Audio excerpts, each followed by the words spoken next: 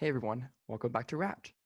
Each year, we count down and break down our favorite albums of the year in a multi-episode special.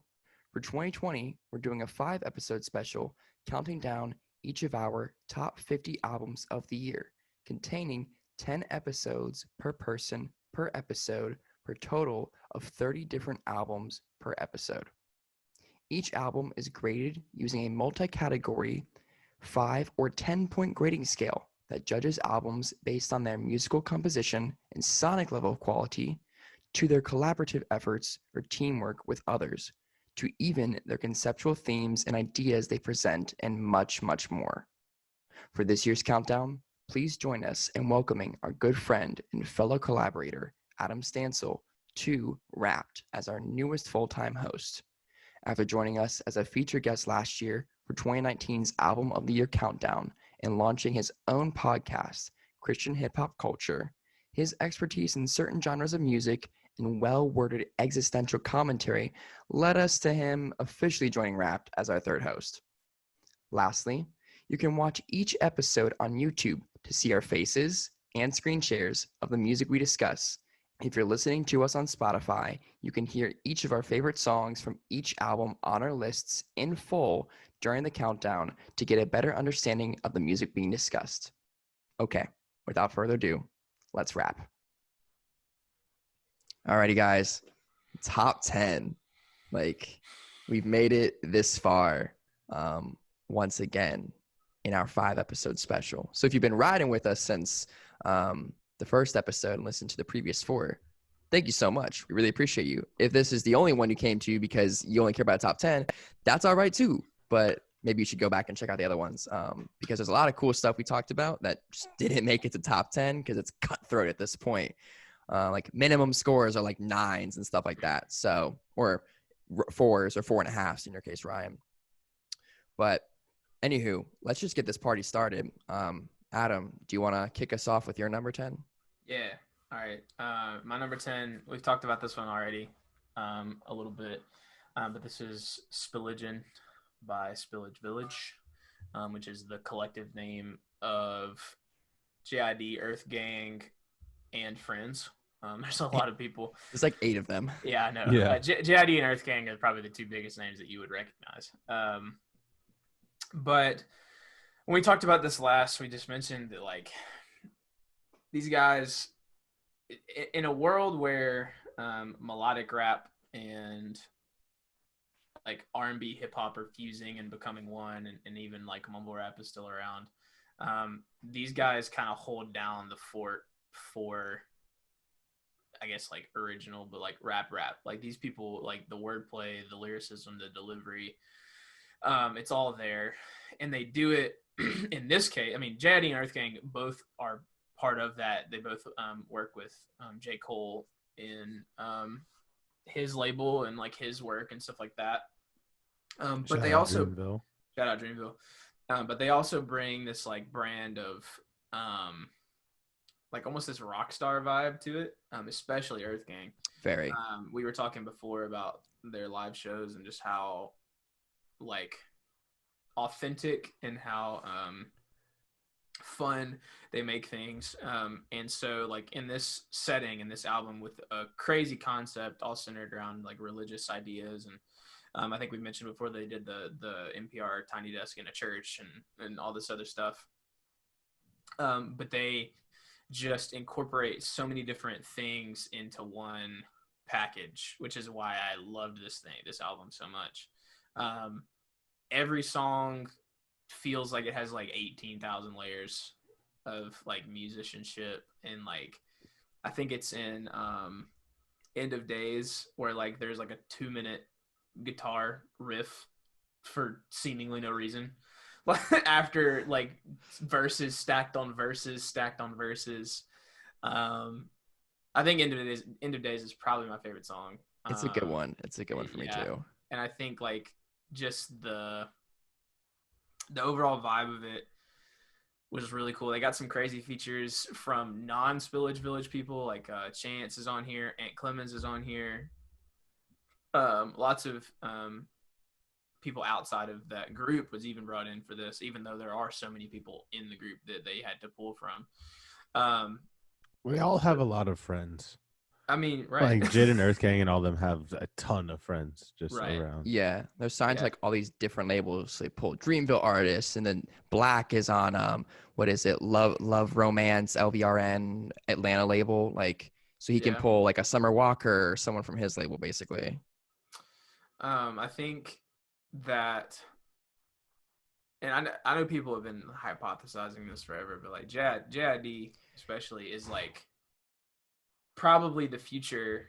Like people will look back Mhm. 20, 30 years from now, and JID will be revered as high as people like Biggie, Tupac, Nas. I really think. Oh, for sure. Just Oh, because yeah. of how talented he is, how authentic he is, how honest he is, and he has that it factor that a lot of That people, wordplay, yeah, that but he just has that flow. like that persona that a lot of people don't have, even if they have all the other things. That we haven't really even seen for a while. I mean, we like our generation, we look up to Kendrick and Cole and Mhm. people like that. But I Yeah. think JID is kind of the next evolution of that. So I'm really interested to see where they go from here. But this was a crazy album. I don't remember even how I found it. I think I found it on like a Discover playlist because I've been listening to a bunch of JID his solo stuff, and this like popped up, and I was like, oh, that's weird. I've never heard of them. And so I looked into it and I started listening. I was like, what the like Yeah. like face melting like craziness. But it's cool stuff, and the cover art's fire. I love that. With all the bear masks and the death sitting in the middle with the fan on his head. It's so crazy. Yeah, it's a Anyway, really, really good cover yeah, art. I really love this album. I think as far as rap goes, this is my highest rated non-Christian rap album. Okay. Yeah, because I have a couple more, but they're all Christian rap stuff, just because of artists that I basically ride or die with at this point. Yeah. But very, very well put together. The musicality is what kind of caught me off guard. Just all the guitar stuff and the arranging and the. It's not often you see live instruments used a lot anymore. No. And so it's really refreshing to see that kind of stuff brought in. Yeah. Ryan? All right. Well, I'm glad you said the words face melting, because my next album is post-human survival horror by one Bring Me the Horizon, who had taken a step away from the face melting and the yelling in your face and the just making you want to punch your friends in the throat. And all of a sudden, out of nowhere, just woke up one day, decided to listen to the new Bring Me the Horizon album, and Dear Diary starts. And I had to take a seat, if I'm being completely honest. I had to take a moment. I had to sit down. I had to stop it and was like, oh, dear God, this is not ammo. What are we getting into? And I love this album. I thought it was really cool how they recorded it, most of it over like Zoom, and like FaceTime sessions with each other because quarantine. I like how they collabed with people that they can really elevate because they're the biggest artists in like the scene. Like they're still a scene, quote unquote, scene band, and they're the largest artists in the scene. And so it's cool to see them grab somebody that's like on the brink of superstardom, like they are, like your Youngblood and like Baby Metal. Because now people who would never listen to metal know who or listen to Baby Metal because they're a Japanese metal band, are like huge fans of them. I think it's really cool also that they brought in a group like the Nova Twins who make music that's very much outside of the genre, and also are now tied for most dramatic and longest song title on the planet, with a song titled "One Day the Only Butterflies Left will be in your chest as you march towards your death." And this song is as dramatic and as musical theatery as it sounds. It's like Hamlet in a song. And it's featuring Amy Lee from Evanescence. So if you, I was about to say that. I was like, isn't she the girl from Evanescence? oh yeah, absolutely. This That's is Bring Me crazy. to Life. Call Me When You're Sober. They had some pretty dramatic song titles as well. They were a dramatic band. Oh my goodness. I think a highlight, not my favorite song, but definitely something that's really interesting is this Itch for the Cure, When Will We Be Free, like interlude that happens. And they did it on their last album as well, and it was one of my favorite songs on Ammo. I forgot which song it was exactly, but I love their little like almost instrumental breaks that they take, because it's a nice pause, especially here, because there's so much chaos coming from Parasite Eve and Teardrops and Obey with Youngblood, which is just a ball of chaos in and of itself. And also a great pause right before you get really the biggest amount of thug chugs that they've put in a song in about 10 years in Kingslayer, because that breakdown is just, they are just chugging and chugging and chugging. It's also still cool to hear Ollie scream again, because he had stopped doing that. So I feel like the fact that they couldn't necessarily tour and it wouldn't just tear up his voice, I feel like that was a lending factor into him deciding to scream on this again. And also it'll be interesting to see how much of this they play live. Because I don't know. He's like, the album is doing extremely well, but I don't know how much their Ammo fans will be willing to accept the fact that this is a former deathcore band that still has deathcore tendencies. Deathcore tendencies. What a way to put that. I mean, like, because like you heard it in Ammo, with the end of Heavy Metal, where he just like, it gets heavy, and then he gives you like a half-second growl, and he's like, "We can still do it, we just don't want to." And then now he's like, "Actually, we can still do it, and we can still do it very well." Because it's not bad. Like, there's like, you like, even if you want to like pick it apart and be nitpicky, like, oh, they're using electronics and whatnot, there's more instrumentation in this than most bands today, like in any genre. It just happens to be that it is Thug Chucky.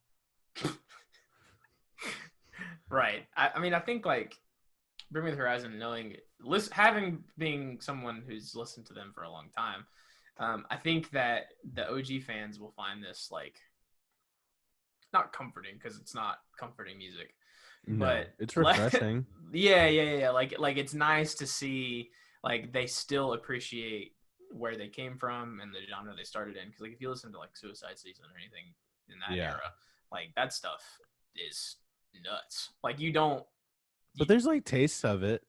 No, I know, and I think that's kind of like people who liked Suicide Season era, and even to an extent like Sempiternal, kind of, they will like this a lot. And I hope that it is able to transfer enough of the fans from the Ammo era, like anyone who's a new fan during the Ammo era, would be able to like see the beauty and the fact that they're doing the thing that they're good at. Arguably one of the best bands at that currently. So, yeah. I also think it's cool just how on the song, like technically Obey is their like radio song, right? But it doesn't stand out from the album in a bad way. It just sounds like cohesive. The song where he doesn't scream as much. Yeah. I also think Youngblood and him work very well. Their voices work very well. Oh yeah. Going back and forth. And that video is wild. Yeah, the video is great. Anti-Power Rangers. It's hilarious. I loved it. It was a great video.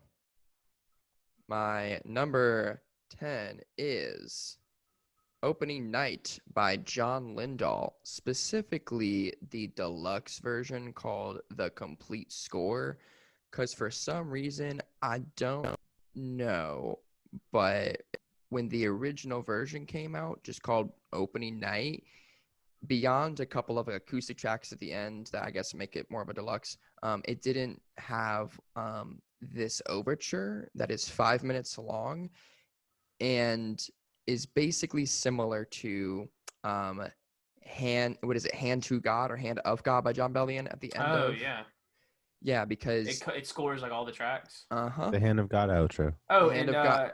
AJR did that too Oh, really? in one of their earlier albums. I can't remember the name of it, but they do that on their first track. Well, it makes sense because, I guess that I meant to say the segue earlier because Ryan, you mentioned about Bring Me the Horizon, like musical theatery. Man, if you want musical theater, if you was a theater kid, then you must be up on John Lindahl. This man, basically the entire album is a musical. That's the idea. That's why there's an overture that is 5 minutes long in which there's no vocals. It is completely an orchestra playing orchestral snippets of every single song on the album. There's an interlude that is a skit, and there's an outro called Curtain Call, and then it goes into a couple of songs that are like acoustic or remixes that make it more of a deluxe. So if you listen to it, listen to the deluxe version because I think it paints the picture of the musical better, because otherwise you jump right into the first track, which is called Famous. And I just don't know why they didn't allow him to release the original version with the overture. So that's why I say you need to listen to the deluxe version. That said, John Lindahl, let's get into him. This guy is next for me because he's signed to Logic's record label. He was the first artist that Logic signed on Elysium. Now it's called Bobby Boy Records. He's been Bobby Boy. He's kind of been like someone who's kind of danced around. If you're a Logic fan, like you've heard him on Young Sinatra 4. There was a song called 100 Miles and Running that he like falsettoed on. That was like Crack My Glass, like so high falsetto. He used to be on like X Factor when he was like 14. And he was like around like Justin Timberlake's crew for a minute, helping him write songs and stuff. So he's kind of been kicking around, and I've been waiting for him to like drop. And he finally released, basically this is his debut album called Opening Night.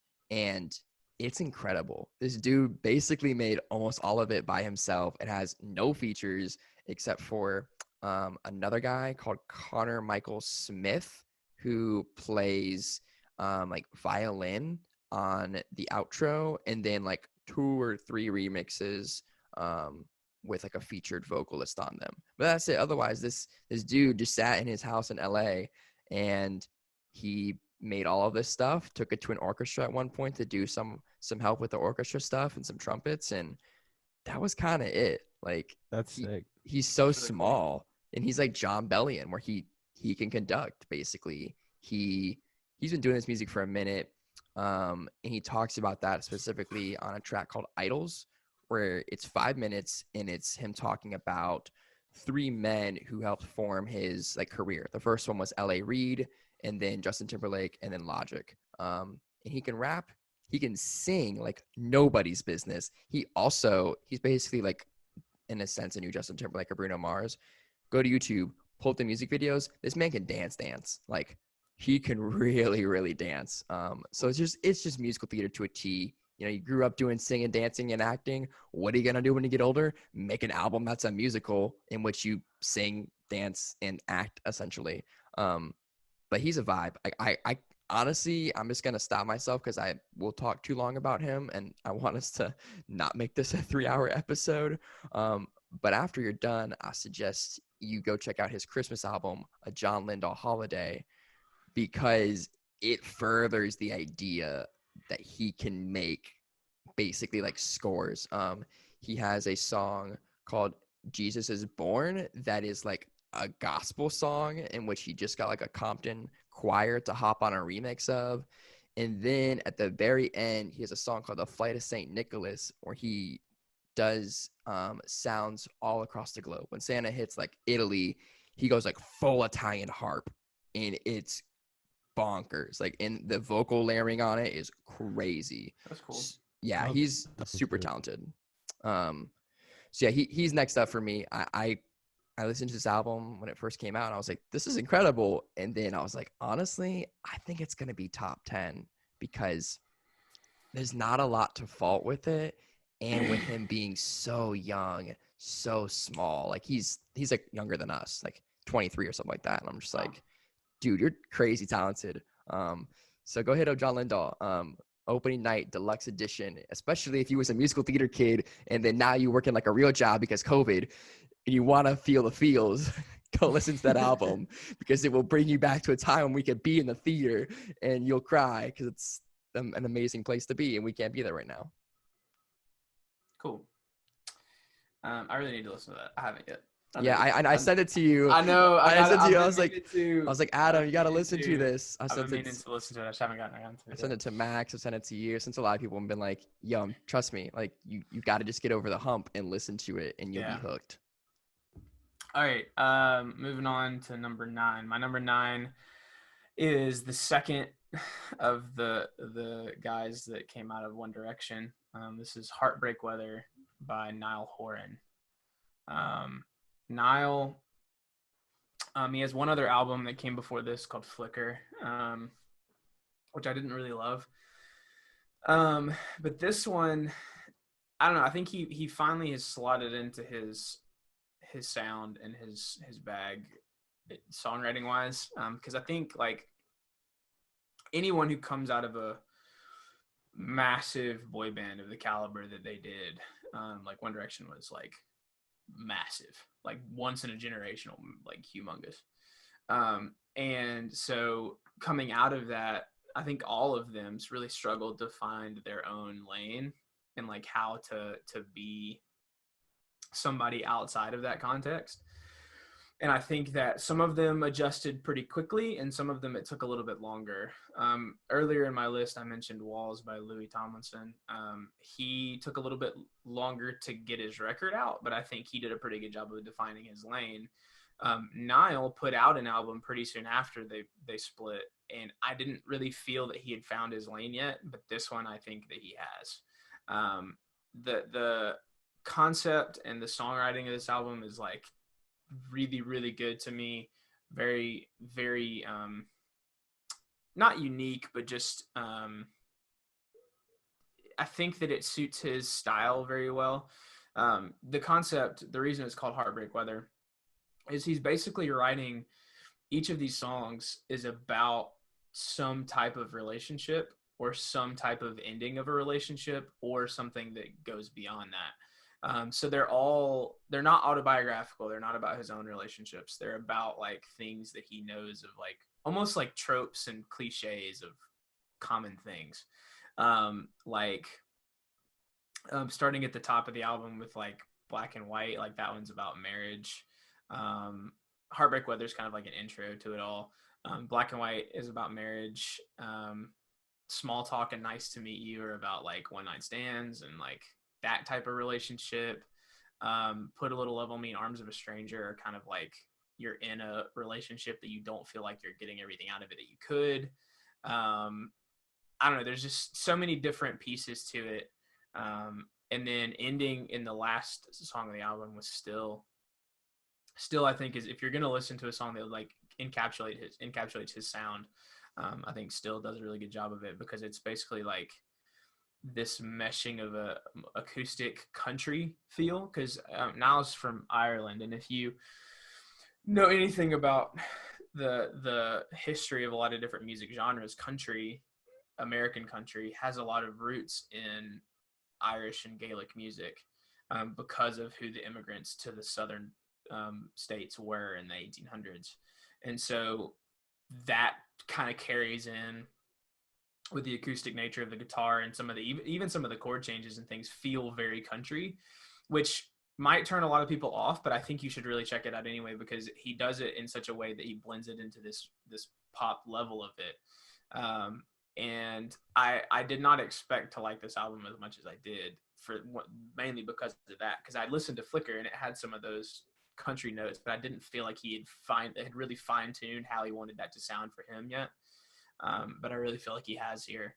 And his voice, he's a really great singer, and I think he was underutilized in One Direction. I don't think, maybe it's because he had not grown into his voice yet, but I really don't think that he was utilized enough in those settings. And I think here you can really see where his strengths are.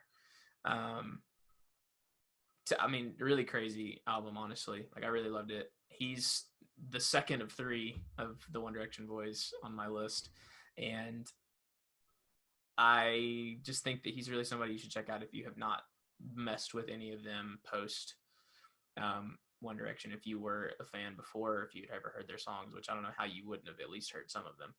Yeah, like Nice to Meet You. I was in some kind of car commercial, I think, like all year. Yeah. And it's a bop.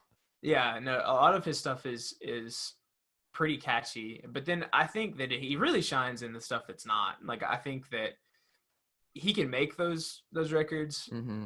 and do a really good job with them as well, but I really think that he shines in this more like country ballad, cuz like Dear Patience and Still are both written that way, and they're like by far my favorite songs. um I watched his live concert a couple weeks ago. He had Mm-hmm. a streamed concert, Oh yeah. which honestly made me like him even more. That he's able to perform these things, and his vocals are still incredible. He plays a lot of instruments as well. Super cool guy. That's cool. Yeah. What you got up next, Ryan? All right, so my next album is Run the Jewels 4 by the aforementioned Run the Jewels. Yes. So, if you are unfamiliar with Run the Jewels, they are a rap group that consists of veterans LP and Killer Mike. Killer Mike is an Atlanta legend.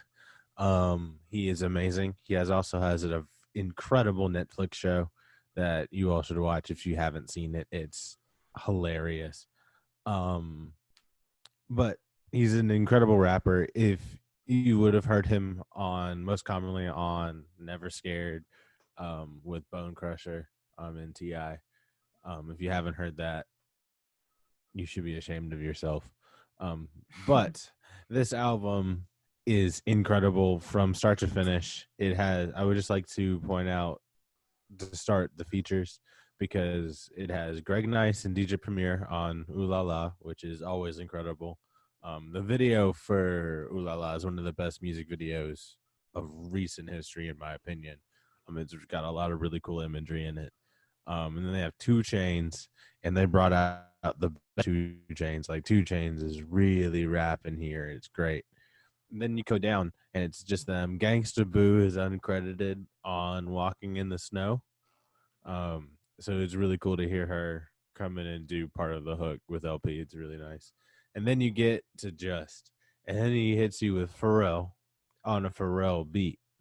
And they're like, that's great. And then they brought in Zach De La Rocha.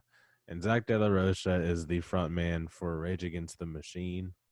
And Rage Against the Machine is one of the greatest bands of all time. So it was really cool to get to hear him on a group that probably wouldn't exist if Rage Against the Machine hadn't been so outspoken about their politics when they were still a band. I was about to say that. Yeah, this is more likely, like, if there was to be a second incarnation of Rage Against the Machine, I'd say it'd be Run the Jewels, just because both of them are so very outspoken. And even on this song, the hook is literally, look at all these slave masters posing on your dollar. Like that. That's, I mean, I don't know what else to say about that. It speaks it's for not itself. wrong. It's Like, pretty much facts. I mean, like, George Washington. We ain't got to get into it. Thomas Jefferson, but we ain't got to get into it. Listen, Andrew Jackson's selling a $20 bill though, and I'm upset about that. Like, that's the one I'm most upset about. Yeah, because that guy was an asshole. Oh, he was awful. But he has a great musical. Most presidents are awful. Oh yeah, that is also true. Like 99.87% of the presidents, and even the awful. Ones that weren't awful, they like had one thing that made them not okay. Yeah. Anyway, we talk about that later. Welcome to our political podcast, Wrapped. Yeah, right. Would you say that, like, you kind of alluded to this? Would you say that, like, Rage Against the Machine and, like, Run the Jewels are very reflected versions of each other in different lanes? Yeah.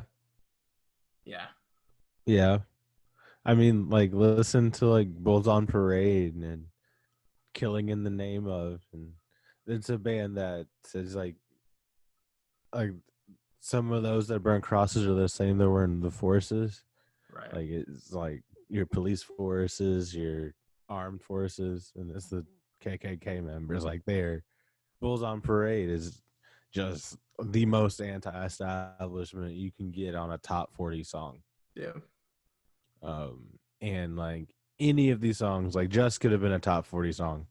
It won't be because of the hook, but it could be. Ooh La La was like is the radio song for this, and it is one of the best beats ever, but it is still very anti-establishment, and they talk about how capitalism is bad. Also, there's a secret little ASAP Ferg feature at the very end. You just hear him. He's one of the narrators. Talking about Yankee and the Brave. Shout out. But yeah, Run the Jewels 4. It was really good. I think I watched one of their live performances on a live stream over the summer. From I think it was Lollapalooza a couple years ago. And I realized I hadn't listened to this one. Like I had heard Ooh La La just on YouTube, but I didn't realize that they had put out a whole project. So I went and listened to it, and then I listened to Nothing But This for like a week and a half after. I really, really liked it. Sick. Yep, definitely one of the best rap albums of the year for sure. And people need to talk about Run the Jewels more because they have a really big fan base. But if you don't know who they are, you would never hear about them, and I feel like that's a problem. Yeah, exactly.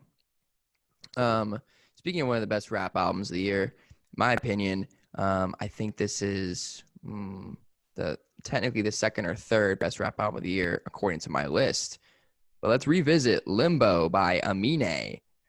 Man, that idea, Ryan, you just said you streamed like Run the Jewels for like a week and a half straight. That was pretty much me with Limbo when it came out. Like that first week, I listened to it 3 times a day, like just in a row. I just couldn't stop. I was hooked. Like it hooked me. And it's at first I didn't honestly know why it hooked me. Because there's honestly like this like lack of understanding in it, but that's why I like it. Like it's called Limbo. In the year of 2020, we was all in limbo. There's this like tennis ball, but it's a planet. And I was really just into the idea of the concept. And honestly, the concept wasn't even that fleshed out, but I got it. I just felt like you didn't have to say anything. It's like, oh, it's just limbo. That's it. Done. Like it just, that worked for me because I knew what what he felt like when he was talking about making this album. I was like, yep, I feel that way. I'm pretty sure everyone else in the world feels that way, where we're just kind of falling. Looks like on this cover art, he's essentially, it looks like he's falling off to the side, but he's still trying to keep fresh with that grill. Amine, man, he's really getting up there for me as just a rapper as a whole. Like him, Corday, JID, and Denzel are like the new guard for me. But Amine it's so different. I watched an interview with him and Homeboy from the Needle Drop, and talking about his musical taste, and I think like being raised in like Portland, which is a weird city to be a rapper from, just really gave him this diverse set of musicality of he loves hip hop, but he also likes bands, and it's just very, very interesting. So his beats are always so unique. Like the Roots beat is such a unique beat to me. It's just so interesting musically. And honestly, he sounds good when he sings too, but also he can rap because he made Woodlawn, and that is my second favorite song of 2020, period. Like, I remember the first time I heard this, I like jumped out of my chair and I was like, wait a second. It took like 5 seconds for me to get into the beat. Like that moment, kind of like Sicko Mode did to me the first time I heard it, where like you just jump out of your chair and you're like, oh, this is a vibe. But then for him to go with a song like Woodlawn, when he started off with a song like Burden, where he says, bury me before I'm a burden, like kill me before I become problematic or something. But then talks about how the death of Kobe Bryant, rest in peace, like really just shifted gears for him and his friends. And like getting older and being in your mid-20s in 2020 with, I guess, the idea of all these different crazy things happening around us, like kind of makes you stop and go like, damn, I need to grow up, or I need to figure out what's going on in my life.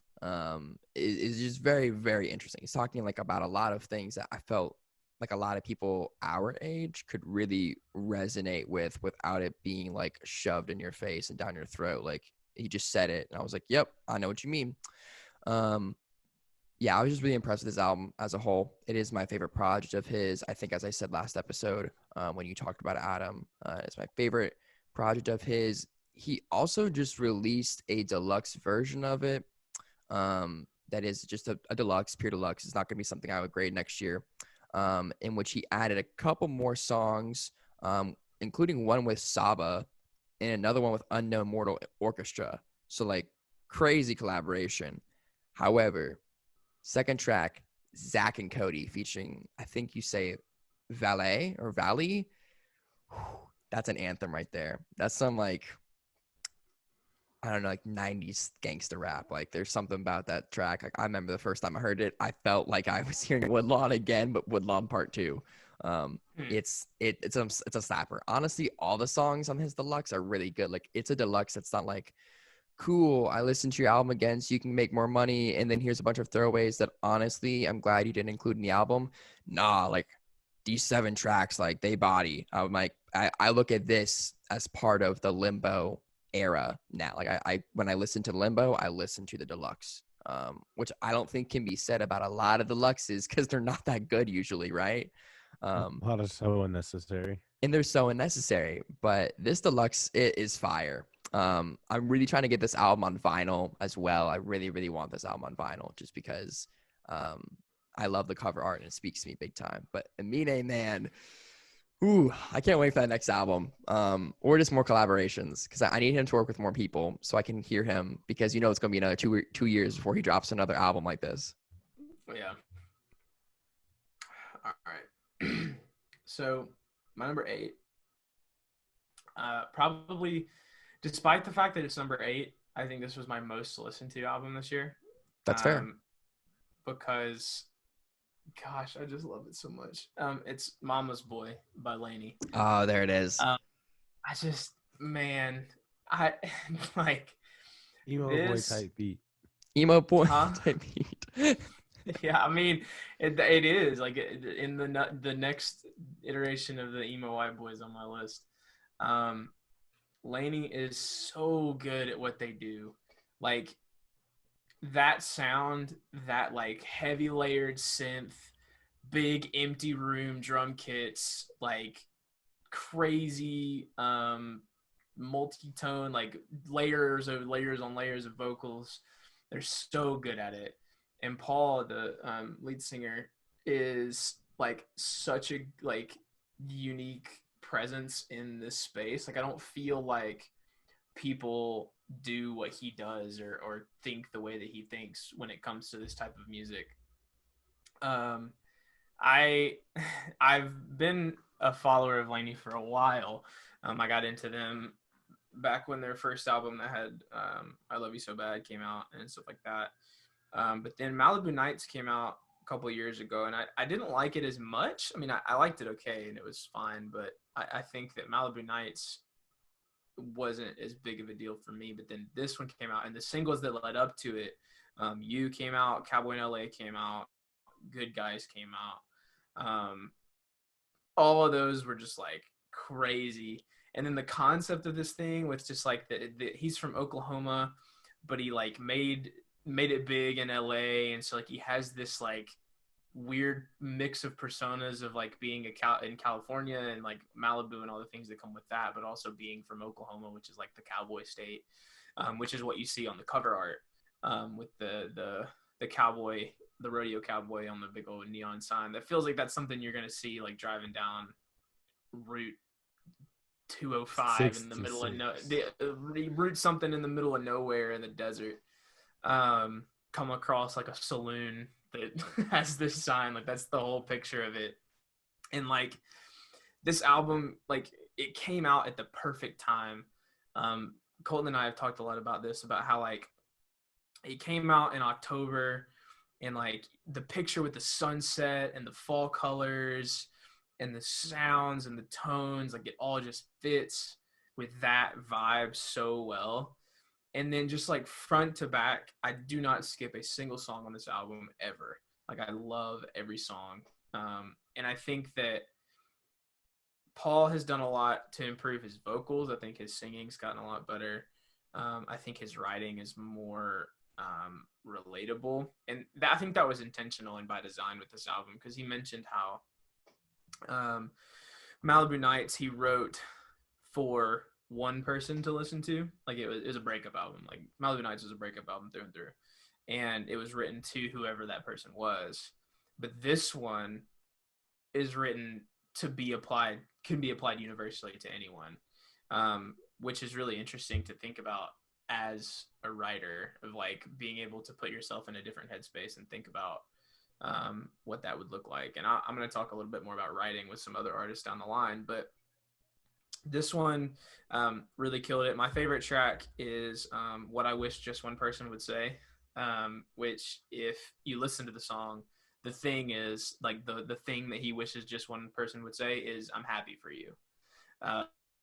And so like that's the thing that carries the song over. And it's basically just like this anthem of long distance relationships, which is weird, but like that's what the whole song is about. And it seems so menial and so like simple, like all the topics of the song seem so simple, but that he can make them so gut-wrenchingly heartfelt. It's insane.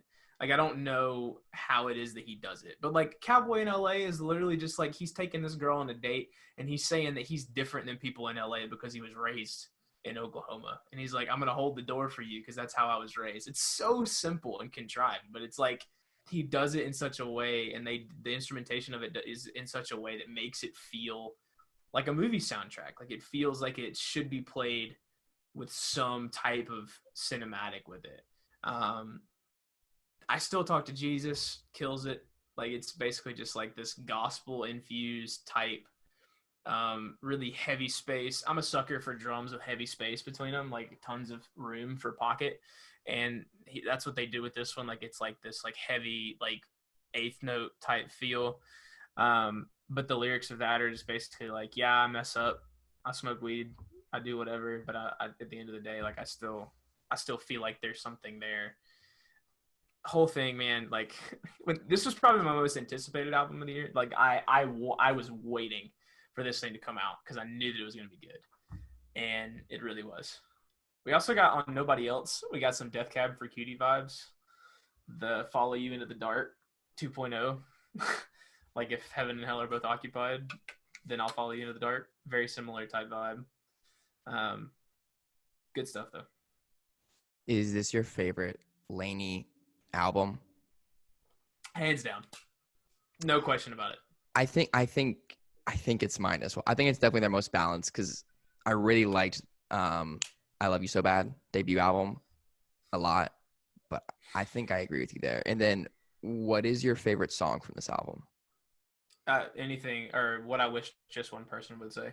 The really long it's one. It's in parentheses because that's the title. But the thing is I wish that someone would say, I'm happy for you. That's what the song, if you listen to it, that's what it actually is. It basically would be called I'm Happy for You, right? Right, but instead they put it placeholder, What I Wish Just One Person Would Say, which I think is so cool. It's it's a great concept. Yeah, either that one or Anything for You is also really good. Man, you like the really sad ones. Yeah, look. I mean, the whole album is basically sad. Crying. Here we are. Yeah, because I like, my favorite is Good Guys, and that's probably the only one that's not like super sad. But it's still sad too though, because it's like good guys never win. Yeah, it's like lyrically, it's sad, but sonically, it's like, this is fun. That's the same thing they did on Malibu Nights with Super Far. Like, because Super Far is like waking up to nothing and you're super far from home. It's like you've left and like I woke up and there's nothing here anymore. But it's set to this like. Yeah, but whenever I play that song, I'm like, oh, I'm dancing. I'm like, yeah, I'm depressed. Yeah, no, Laney, I would kill. So one of my biggest disappointments in the past like 10 years or 5 years is I went to Sloss Fest. When the last time I had Sloss Fest was. And Laney's set got rained out. And they just Yeah. like were like, it's Laney. They were like the 4 p.m. slot that nobody cared about, and so they pushed it so Jason Isbell could get on it on time. And I was like, Jason, I like Jason Isbell, but I like, remember I just sitting in wanted to the listen to tent and him. watching them set up for Laney and getting all of his stuff up there. And I was like, oh no, Man, I was so yeah, there it mad. goes. I I remember was so that. mad. That was the year that That was a Sloss great year Fest to be a died. volunteer. Yeah. That was the year Sloss Fest died. Yep. R.I.P. R.I.P. Hope we need to bring it back. I just want Secret Stages to come back. That's what I want. That's true. That'd be cool. Anyway, yeah, number 8, Mama's Boy. I think, like I said, though, I think that's my personal, like, if you had to ask me what is my favorite album of the year, I think it would be Mama's Boy. Yeah, there's definitely a difference between like favorite and best, essentially. Because there are the rest of the ones after this, I do think are probably objectively better. But like I could listen to this thing front to back on repeat for hours. Yeah, it doesn't miss. It has no skips. Yeah. Ryan, what you got? All right. So we talk a lot about concepts whenever we talk about albums and like artists, and how well an artist can introduce a concept and then follow through on it and make it make sense. And usually that comes down to commitment. And I don't think on any of our lists there is going to be an artist more committed to a concept than Black Tiger Sex Machine. So Black Tiger Sex Machine is a Canadian electronic music trio. They are 3 dudes, really nice guys. They met in school and decided to make music together and started out making electro house, and then it is evolved into dubstep, and they still make like dubstep, house, trap, electro house, and like always bops, but they are known for performing in these big black tiger helmets that have lights on them and light up. But with this, they have a mix series that has been going on SoundCloud.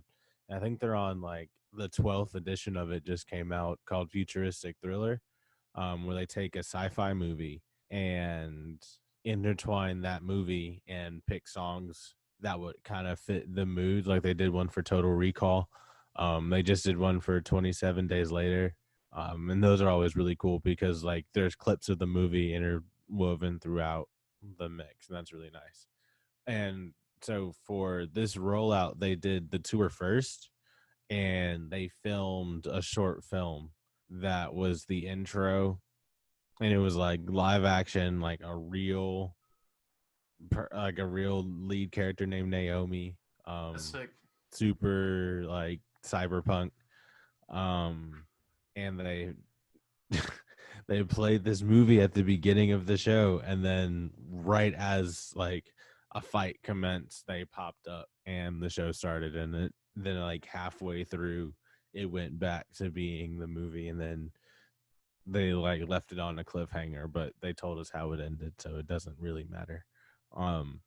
But with the album, we heard every single song and in the live show except for Resistance, the first one. And they said they did that because they want to have they just wanted to hear the first thing you hear on the album to be something brand new. Because they knew that most of the people that were going to listen to the album were going to be at the live show or find a way to watch the live show or hear the live show, because there were recordings of it popping up everywhere. Because it's one of the best put together shows out of like anybody. Like they're so good at what they do.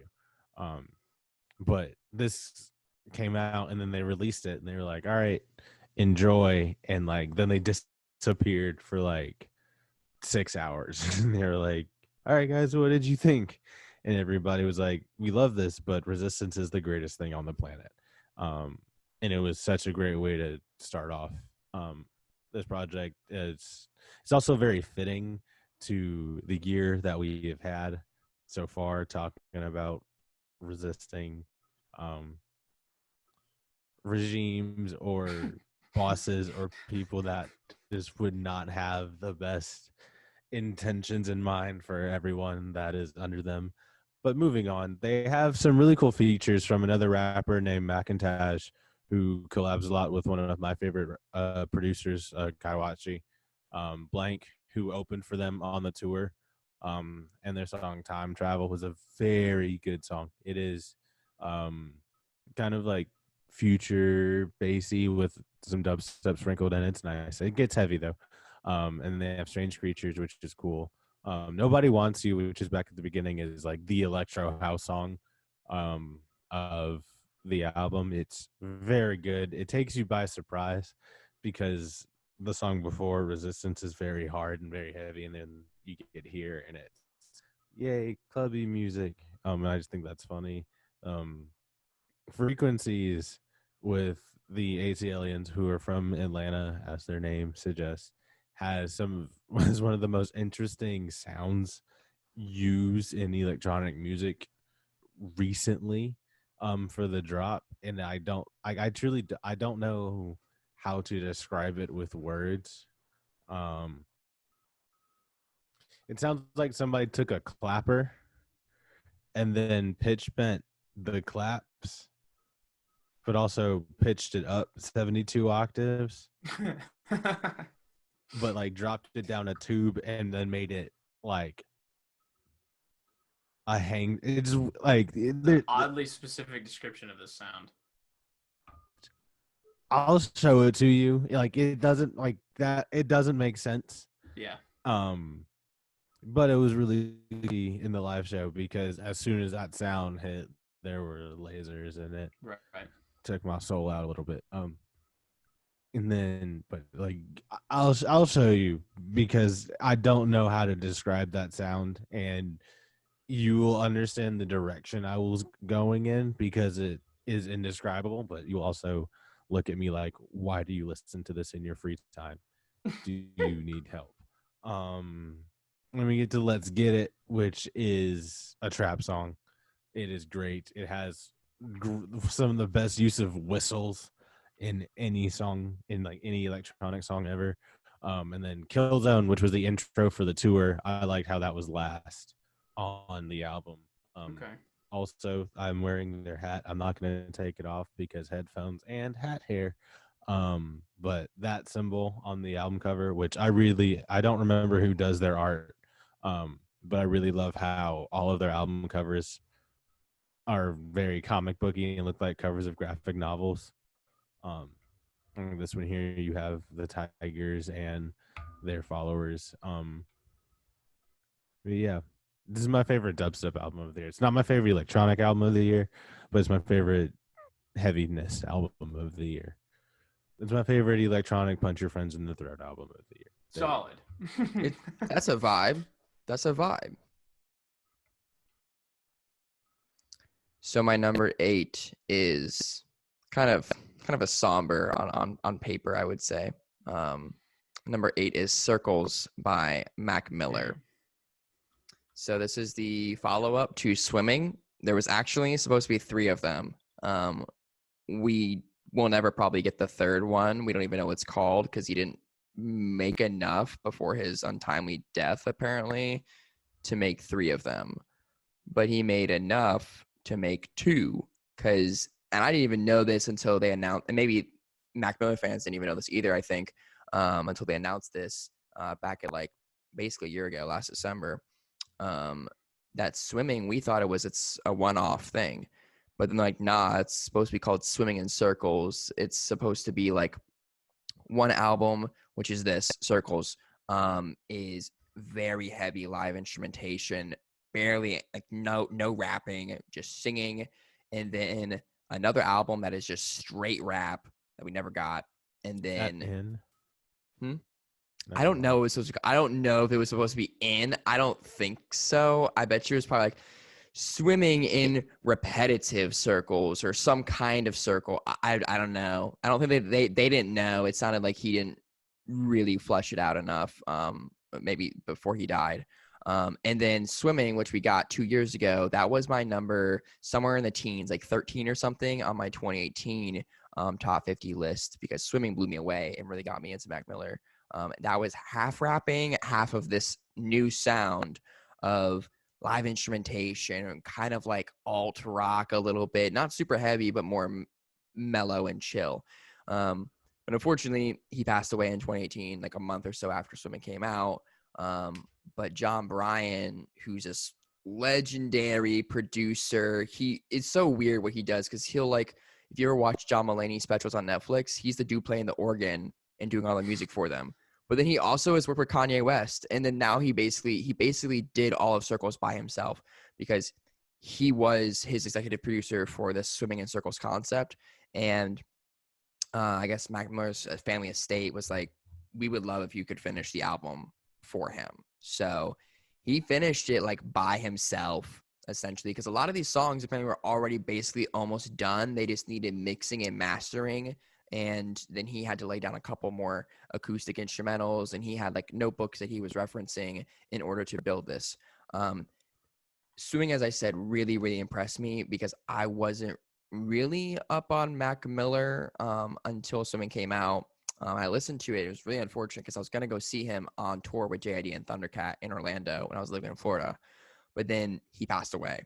And that was right after I had just gotten into him. So I didn't even realize that was a tour. Yeah, man, the Swimming tour, it was fully announced. It was, yeah, I was going to go. Didn't happen. It got full canceled. But then after he passed away, I really dug into his discography and discovered a lot more about him. And then a year went by and we got Circles. And this album is it's sad because he was very talented and not just a rapper, right? You can be so one note in that industry of that genre. And for him to say, hey, John Bryan, you like work with some rappers, but not a lot. Let's make an entire 3-album set together. It's just like, bro, what? Yeah. And like Larry Fisherman, his producer name, like just very, very multi-talented. So that's why it's unfortunate. Like hearing this is sad, but at the same time, I think some magazine, maybe Pitchfork, when they scored it, they said this was the perfect way of saying goodbye to him. Because Swimming, I felt like I was broken up with and I didn't get closure. But Circles is the closure I needed from his death, essentially. And it's his most mature album, in my opinion. It's maybe his best produced or second best produced album, in my opinion. It has like no features on it. Like there wasn't many features on Swimming, but there's legitimately one uncredited feature by Disclosure. There's Disclosure like on the production credit, but Baro Sura, I don't even know who this kid is, but he's an uncredited feature. I think it was on Blue World. I forget which song it was, but like that's it. Like there's like no features. So it's just him and live instrumentation. And it's like mind blowing that this kid who is making these rap bops, and like, what was it? The Frick Market song on Blue Slide Park. Like I remember being in middle school and like that came out and it was just Donald Trump. Yeah, and then F Donald Trump and all these other very different songs, and then to go and make an entire album that is essentially just about, I love on the song Complicated, he says, I'm just trying to get through the day without any complications. Like just simple, mundane. I just want to be happy. I think he struggled with that a lot, which is why he resorted to some of the things that he did. And I feel that in 2020. Like, I just want to be happy, man. Like, I don't know what that is, like what I'm supposed to do, but this album kind of made me sit back and take my time and think about what really makes me happy. And I question that a lot this year. So this album really hits a chord mentally and emotionally with me. I think everyone should listen to it. Like I told Adam yesterday off air, because he's like, I haven't listened to Swimming or Circles or much Mac Miller. And I was like, you don't really have to listen to a ton of Mac Miller, but you need to listen to Swimming and Circles. I would also recommend The Divine Feminine. That was the album before Swimming in 2016. Those 3 albums, highly recommend for everyone. Whether you're into rap or not, it doesn't matter. Like, they're just well-crafted bodies of work. I also really, last point, I really want, they came out with a $100 boxed vinyl set for Swimming in Circles. I have Swimming on vinyl. Yeah, I have it on vinyl already. So I'm like, I kind of wish I didn't buy it 2 years ago, because I would buy this box set where both albums are pressed onto two different shades of blue vinyl. And there's like crazy liner notes and pictures. And it's kind of like, there's been discussion about making a documentary about him making these albums, and it keeps not happening. So the box set is kind of like the documentary of this last hurrah from him. And I'm like, I really want it. But I just don't think I can justify $100 right now on half of an album set that I already own on black vinyl. But hey, Christmas right on the corner. Maybe someone heard me say that and they're going to buy it for me. Or if you're a fan and you just really, really loved Wrapped, you will send it to me in the mail. Good Lord. I'm just trying to get that plug, man. I'll pay you 50 with me. Let's go. Oh my gosh. All right. My number 7, we've talked about this one a little bit already, but this is Heathen by Gavi. Get him. Let's go. My second highest CHH project on my list. Heathen is the 3rd full-length album from Gavi. I think I'm right when I say that. No, because he had one before Panorama. Yeah, he had We Belong that came out before Panorama. Nobody talks about We Belong. Yeah, We Belong. We Belong is Belong is the equivalent of like featuring Ty Dolla $ign, where like every song, like he did a lot on every song, but most of them are featuring someone else. Yeah, he's heavy on production. It's also very different sonically. Like Panorama, like is a total 180 from We Belong. Was We Belong like his EDM album? Yes. Okay. Yeah, because like Godspeed has KV and Andy on it, but then like the chorus of it is very like laser beam type sounds. Yeah. Anyway, so Panorama came out in 2018, and it was kind of nuts. And so we were all kind of like waiting, like, well, what's his next project going to be? He started teasing Heathen. He put out Not Too Far and Climate Change as singles. And Not Too Far, I was kind of like, it's the most like popish, approachable track, I think, on the album. And so like I was like, okay, he did that last time because he put out with Panorama, he put out Fight For Me with Lecrae on it, and so it was kind of that pop vibe. And so I was like, okay, he's gonna put out a pop hit first, it's fine. And then he put out Climate Change. I was like, okay, here, this is what I was waiting for. Because Climate Change, we got Eclesso on it, which if you don't know Eclesso, I will never stop talking about that man. Eclesso kills everything. He's from Haiti, which I love that country and that culture. And so just like seeing that representation there, they're real tight. They do a lot of work together. Eclesso just came out with an album that Gavi produced and all this other stuff. Got the Words Played feature, which we talked about a little bit last time. It's really hard to nail down a Words Played feature nowadays. Ever since he did the double album with Andy, it's been hard to kind of lock him down. But this is like, it's really great to see him really fleshing himself out as an artist as opposed to just a producer. Because yes, his production has always been nuts, and he produces a lot of things for a lot of people. But like hearing tracks like Skull, where he actually does a lot of the lyricism and the writing, and things like who you gonna be when he brings in Trip and Israel Houghton. And then his ability to orchestrate people together, like his crew, like on things like Feed the Gang and 45, like it's insane the multi-talented like level of his music. My favorite track is either Skull, because I love Skull, but I think also 45 is up there because Paris kills it, and then Tommy Royale, when I say murders this track, like Tommy Royale comes in here and does like kills it, insane damage. Yeah. And I think like Gavi's like drawing from so many different cultures in his music. Like he has a lot of Latino culture, and he has a lot of the like not EDM culture, but like that musical style, and then he also brings in a lot of traditional rap things. like on Vanity. Like Vanity has a boom bap on it, and he's not a boom bap artist at all. And like hearing him do that kind of shows his versatility in a lot of ways. So I think this is definitely his best album. Definitely like watching him go just on a straight upward path is really cool. And then seeing his production style leak out, like he almost has like the production that he's done on this album has leaked out into other places that he's done production for other people, which is cool because you can see like the Heathen era influence on other people's music, which is really cool.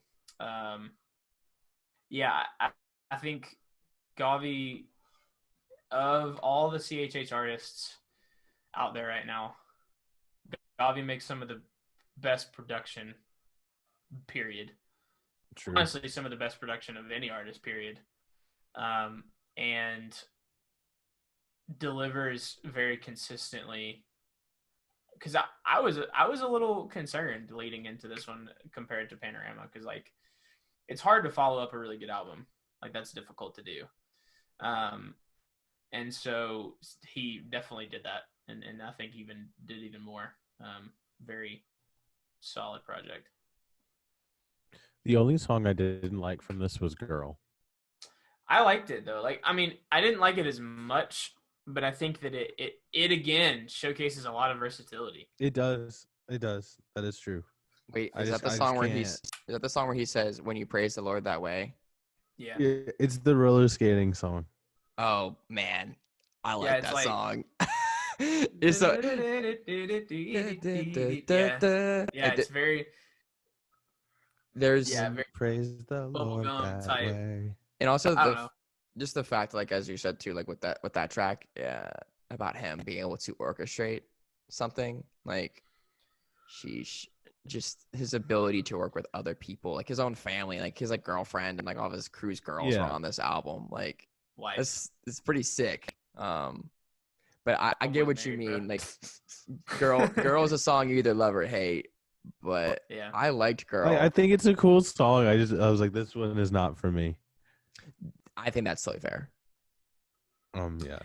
Vanity really blew me away because of the boom bap, and he's just rapping. Like he doesn't rap a lot. Like he even on like Skull, it's still that like Travis Scott type sing rap melodic autotune type stuff. But like Vanity is he's just rapping, just like into a mic straight away, which is cool. I want to see it live. Oh, so badly. That one time I saw him. His live shows go crazy. Dude. Yeah, that one time though we saw him at separate dates. Yeah. Yeah. He gets the smoke cannon. We going to Atlanta to see him? Oh, at some point I want to go see this man. Same. I'm going to Atlanta to see him. Anyway, Heathen in the pit. Yeah, Heathen was nuts, and I like. The whole premise of Skull is literally the intro to the song is these two girls like after a concert, and they're like, I think I got kneed in the face and I took an elbow to my skull, and that's why it's called Skull. And it was a real video from some fan, like coming out of the mosh pit, being like, I took an elbow to the skull, and it's just like starts, and then you're like, hold up, wait, this is CHH, and then you're like, nah, man, ask, you guys know people yourselves. Be throwing bows. Hey, Ryan was there with me in the pit when Wande played Blessed Up, and I got knocked out. Oh man, Adam was not prepared. Like when Blessed Up hit and everybody started jumping, like I'm not a very big person, so I just got knocked out. And when Caleb Mitchell popped up, kind man drove me out of the mosh pit. When Caleb Mitchell popped up, forget it. Yeah. Like he doesn't even move, and people lose their minds. Some of these CHH tracks, they just go as hard as like a Travis Scott song would. So. And the what's crazy is these mosh pits are only like 40 people. Like there's nobody not at like these shows. Massive or whatever. They just go that hard. It's insane. Yeah. Oh man, I'm curious to see, just on last thing about Gavi, I'm curious to see what kind of venues they go for the Heathen tour. Whether it's like venues or if it's gonna be churches. Yeah. I want it to be places with floors so bad. I want it to be venues. Same. I think just to increase the reach, like no pun intended, but just to increase the reach, it would be cool to have it in a real venue. Yeah, Because I think it would agree. sound better and it would be much cooler to. I feel like I'm being disrespectful to the building if I'm watching a church. But it's up to him. we got to get live shows started. Yeah, here. we got to get back We to gotta having get back to live shows first. Yeah. Tell me about it, dude. I want to do my job again. Yeah. Anyway, but him at center stage in Atlanta would pop off, and that's where Andy and Words Played Yeah. did that show for the Family Values Tour or whatever it was called, where they brought out everybody and their mother, and they threw 1KQ into the crowd during "You Can't Stop Me." It goes. People Go don't crazy. People don't realize that these people go crazy. That's the Go thing. crazy. Anyway, to something that is not crazy, but is crazy good. We're back at Ripples by Medicine. So, Medicine and this album is just on fire from start to finish, and just the way every single track on this album flows from one to another to another. And it's something that he commented on, and how he took the time to make sure that everything worked with the thing that came after it, which just shows the amount of work that he put into this album. But I feel like this is my favorite electronic album to come out this year, and it is my favorite trap album as well. If you want to just get subgenre-y, my favorite trap / future bass album is Ripples. I think everybody will listen and enjoy. Everybody who listens to this will enjoy something about it. Because even if you're like, oh, I don't like just electronic music, there's some live instrumentation, and it's more about feeling. It's very nice to like just kind of put on in the background and meditate to. And it has its moments where you can jump around and, like the song title says, go crazy, like with him and Duckworth. The song with him and Naomi Wild is wonderful, and they work together so well. Same with Cautious Clay on the song Get By. But he also just shines so much when he is just producing, and it's just him by himself, like ruminating, is a work of art. Same with Melody X and the way the album ends with Landing. I also really appreciate how it is bookend by two kind of spaceshipy things, where it's like the launch console where you're sitting there and it kind of lifts off, even though it's not an aggressive build. It does take you and be like, all right, here we go. It's like those softcore roller coasters where it's just like a tiny hill and then a little drop. It's kind of like that, but it's a very satisfying drop. And I like how it ends with you coming back down. But please go listen to Medicine. I also am in love with this. I would get this cover art tattooed on my body. If I got color tattoos, I would put this cover art on my body. I don't know where, but I think it's incredibly beautiful. And he has one of the best sample packs known to man. So definitely listen to Medicine. Sick. Plug in that sample pack, man. Love it. All right, my number 7 is the first of a stream of either I have it on vinyl or there's a very good reason why I don't have it on vinyl. So before I share my screen, I'm just going to hold it up for all the fans to see it. But it is Fine Line by Harry Styles. I specifically, actually, I'm just going to plug some vinyl. We're turning into a vinyl review channel real quick. Good Lord. I specifically got it when it came out before on pre-order, that Coke bottle green color of vinyl, and it's 180 grams. So this issue is heavy, and it sounds so good on a good record player. So if that doesn't convince you to buy it, I don't know what will. You can't buy the Coke bottle green anymore. They ran out at pre-order only. So unless someone wants to sell it to you on eBay for like $200, good luck. But you can get it on black, 180 gram. You actually won your anniversary because this album, y'all, it came out a year ago. So this was like one of the first albums I graded. It came out in like December. And I remember listening to it when I was at work. And so with Harry Styles, I wasn't really up on him or One Direction a lot. Like I messed with Midnight Memories in the music video when I was in college. Yo, That music video, shout out. that music video slaps. Like Zayn Malik with the peak hair, Harry with the peak hair. Like you're going on dates with him in POV. Sign me up. But I just wasn't into the music. I was like, this isn't for me. But then I met my girlfriend, and she was like, my favorite musician is Harry Styles, and I really am in love with him. And I was like, cool. I don't listen to that man's music. And she was like, well, you finna because we dating. So I was like, cool. And so I listened to his first full-length album again because I loosely listened to it in college, but didn't really consciously pay attention besides Sign of the Times. And I was like, this album is good. HS1 is still not my favorite album of just any album as a whole, but I do mess with some of the songs on there. I did buy a used copy of it on vinyl as well, so vinyl plug.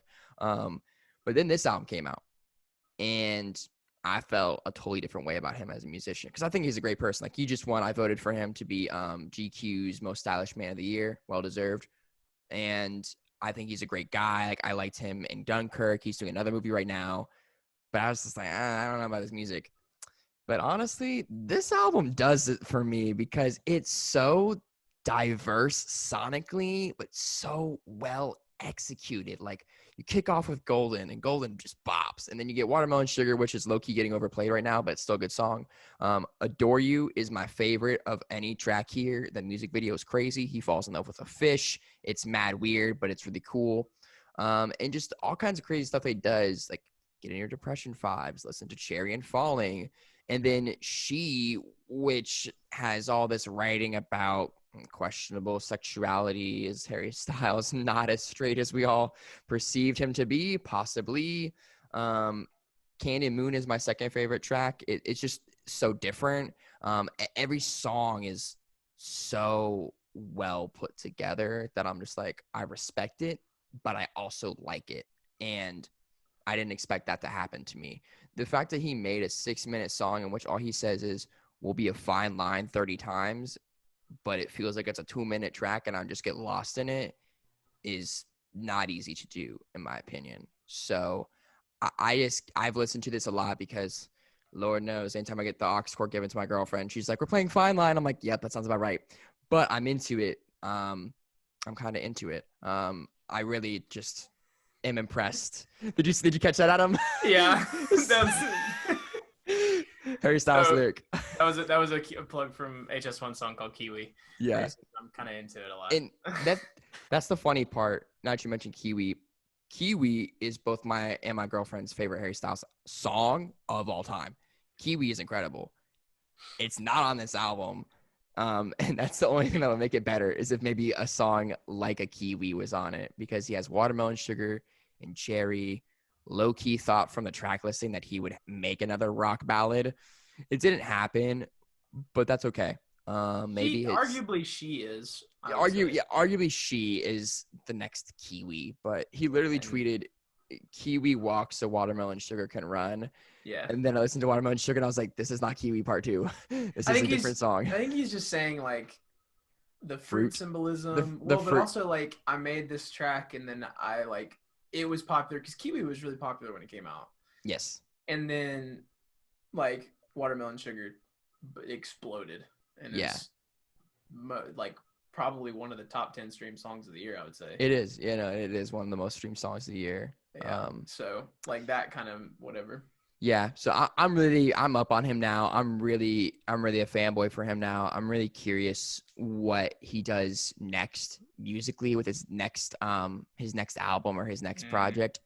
The one thing I request from him is that I would like him to do some more features, because like he has never had besides One Direction, he's never had a feature. Like he's a solo artist. Like there's not any kind of feature. And I think that, some British acts would be great with him. John Mayer and him would make a banger. Like there'd be all kinds of people that I would like to see him collab with just to get him out there and diversify his catalog more. You know that he, I'll talk more about this later, but he does some live things. Like in his HS1 tour, he did a lot of singing with other people. Like Yeah. he had Casey Musgraves on a show. Yeah, like he was And he was on her show. Yeah, and they did a Shania Twain song together, which was Yeah. nuts. And like then Lizzo and yeah, him. he did a Lizzo cover, and then they did it together at like a BBC radio show or something like that. Yeah. So I just need that on wax. Like I need the next honestly, Lizzo album to have a Harry Styles feature. Like that would be crazy. I honestly don't know that that'll happen. Oh, I don't think so at all. I think that this is like his vibe or his bag. Oh, I definitely think it's his vibe and his bag. Whatever. I would just love it if there was like one or two, like one a year. I'm good with that. Yeah. I don't know. We'll see. We'll see. All right. We'll revisit that one a little bit.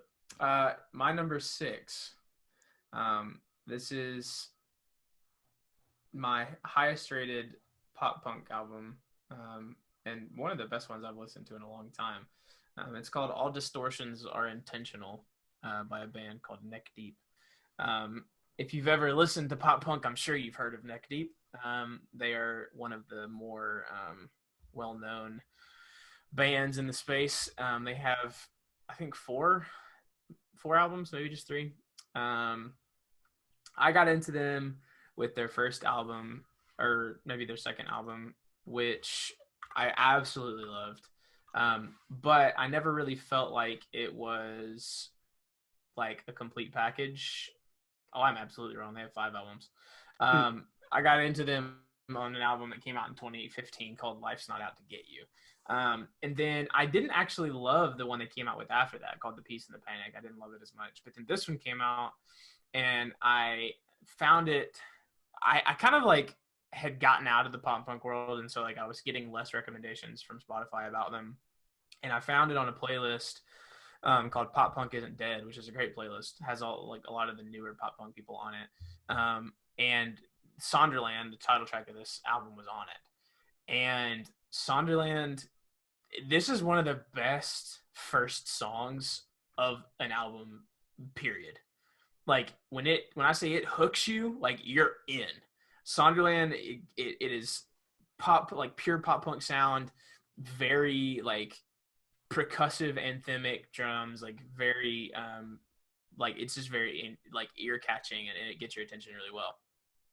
That said, this whole album, it is a concept album, and it's centered around this fictional world called Sonderland. That's the name of it. And so like the first track introduces you to this world where like everything is kind of topsy-turvy, like nothing makes sense. The world is kind of like in disarray, and it's all a commentary on the world as it is, of course. But it's about that. And it actually follows a character named Jet as he moves through that space, and then eventually like kind of talks about like dying and things like that with the song Pushing Daisies, which of course is a metaphor for dying. But I just really think that the concept, like hearing a rock, like pop punk type rock opera, is something that isn't familiar for a lot of people and a lot of younger people, but for my generation and for our generation is like something that we grew up with people like I mean, American Idiot came out, Welcome to the Black Parade, like all those like mainstay rock operas that like we kind of didn't get for a while. And so like hearing that type of concept again is really, really cool, because I loved both of those albums. And so it's just it's such a cool concept. And then Ben, the lead singer of Neck Deep, has really done a lot of work on his vocals recently, because he wasn't ever like the most talented vocalist. And a lot of people in the pop punk world don't have like classical training, of course, or anything like that, and they don't have the best timbre and the best pitch and all that things. But what they do really well is they bring a lot of emotion to their performances. And I think that he's been working on his voice enough that he's able to do some very unique things with his voice now, and he's able to sing a little bit wider range, but he still brings a lot of emotion to it. And you know, with a lot of albums this year, a lot of artists have talked about how like it's this weird like limbo, to reference a previous album, of like putting out music and putting out bodies of work and then not being able to perform it, and so it doesn't feel real. And Ben, I follow him on Instagram, and he talked about how like they put this out middle of the year, I want to say, not like super long ago, but it wasn't very early in the year. Yeah, July. But they, ever since they put it out, like basically like from July to like October, he like went through this really dark period where like they put out this body of work that they had worked tirelessly on, and like then they couldn't do anything with it. And it's like you just put it out and then it's out. And then what do you do? Like it's this weird like this middle period that I've heard a lot of artists talk about. And so I think especially when you go into an album like this that has some pretty dark and deep subject matter of like how fucked up the world is, like to not be able to go around and like actually share it and be in public and like have people sing it and like have people mosh to your songs and whatever else, like it puts you in this weird mindset. And so I think that I don't think this album got enough recognition because of that. I think that if they were able to tour it, it would have been a lot bigger. And I think that I do think that this is their best album, and I hate that it came out in the circumstances that it did. But it's a really, really great album. Front to back, it tells a great story. Everything fits in very well.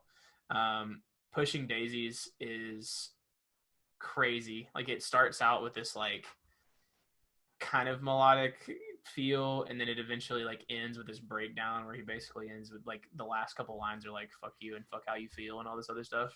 It's very like, I don't know, like it makes you feel some type of way. If it doesn't make you feel some type of way, then you didn't listen to it enough. Listen to it again, it'll make you feel some type of way, I promise. Very good album though. All right, so in a very odd transition of genres from something very like intricately put together to something that was created probably very quickly and honestly completely freestyled, we're going to talk about Unlocked with Denzel Curry and Kenny Beats. So Denzel Curry has really become one of my favorite rappers recently.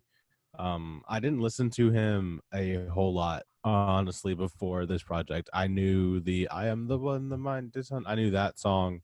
I knew the Ultimate. And like I'd heard him I heard a couple other songs, and I had known about like the wrestling shows he had done, where it was like him versus another artist that I always thought was really cool. And I've always been wanting to go to. But I remember Colton, you actually sent this to me, and you were like, you should listen to this. He freestyled it.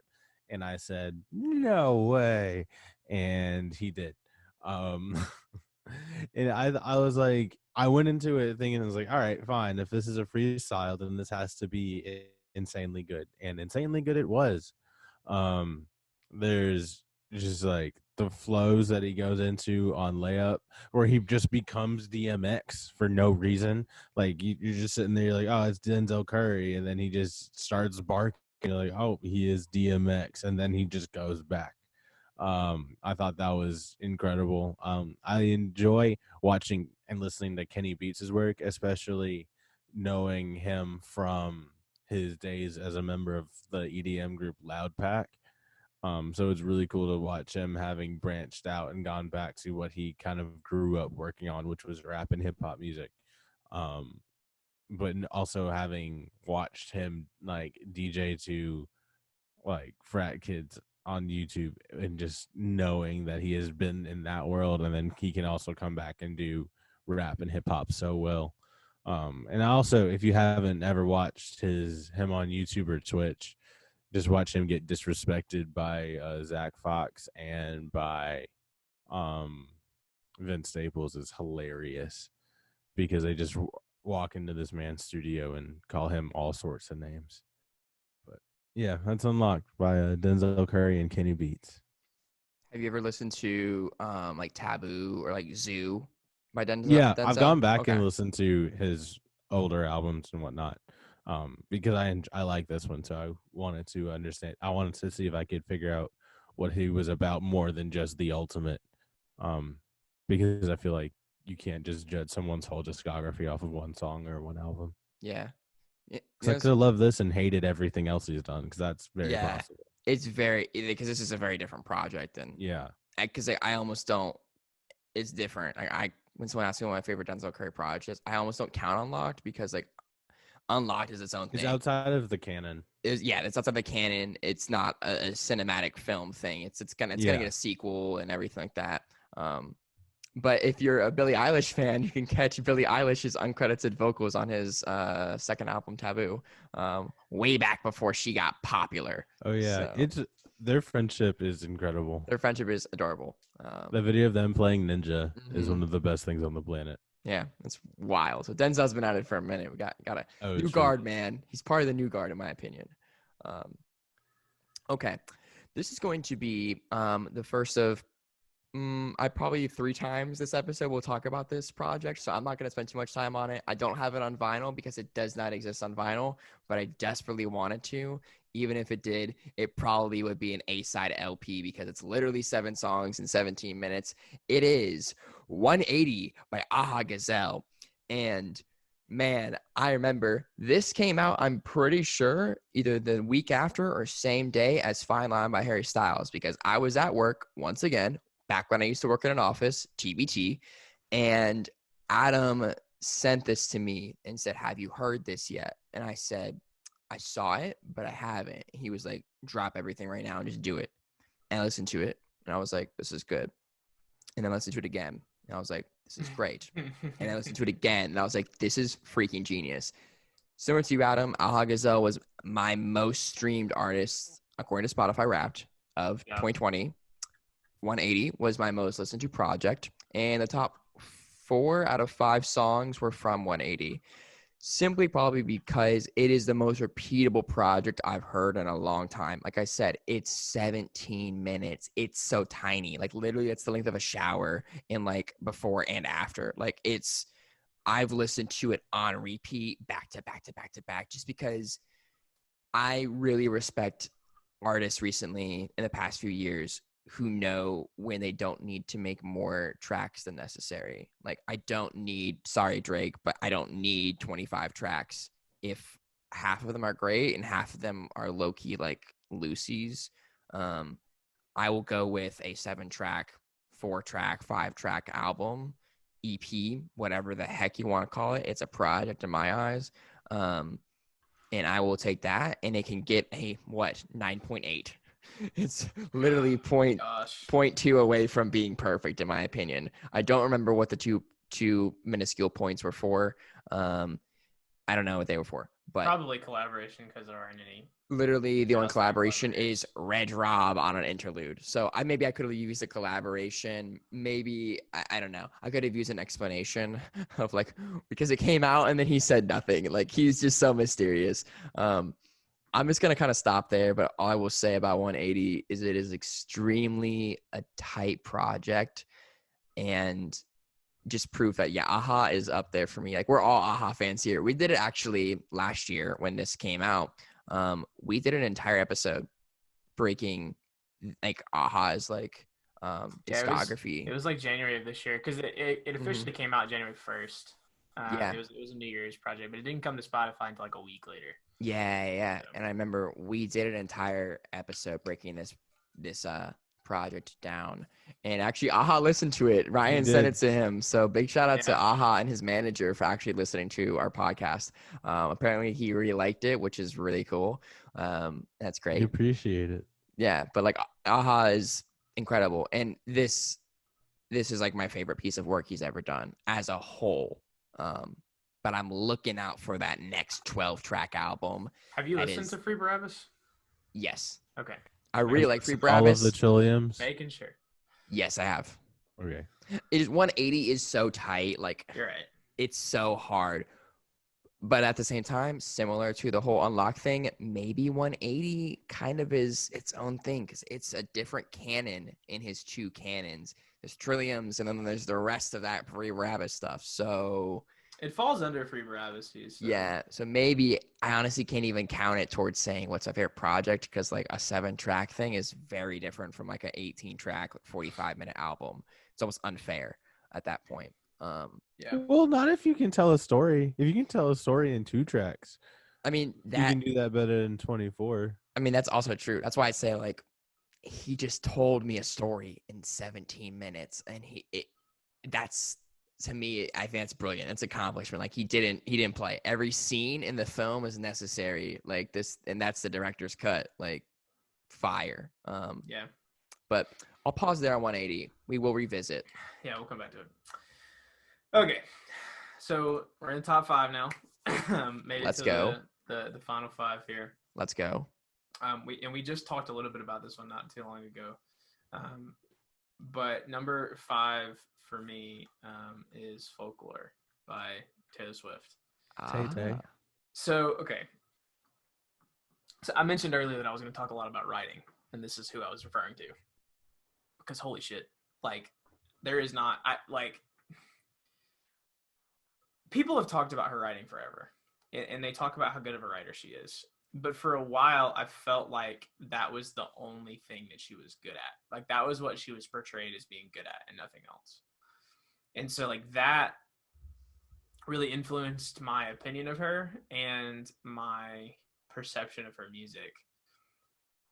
And so I did not expect to like this. In fact, the first time I listened to it all the way through one time, and I graded it based on that, and it was like number 18 or 19. It was still high, but not that high. And then I went back, and the first time I listened to it over speakers, like I was doing things. I wasn't really fully engaged. But then the second time, I sat in this chair, put my headphones on, turned it on, and didn't do anything. I just sat there and listened. And it completely changed my perception of the album. I had a completely different take on it. And so I rated it again, and that's how it ended up being number 5 for me. The writing of it, the concept of it, they go hand in hand. It's the reason it's called Folklore is it's basically like she wanted to try, and I just watched some interviews with her talking about it. She wanted to try to take herself out of writing autobiographically because she felt like it wasn't sustainable, which I would agree. If you spend your entire life writing about yourself, not only is it exhausting because you have to put your life constantly out for public consumption, but it's also difficult because if you go through a season where nothing of note has happened, or if you go through a time period where you don't feel comfortable writing about something or whatever, then you potentially lose some of your livelihood and are not able to put out records, which not to say like she doesn't need the money and doesn't need the revenue, but it as an artist that can feel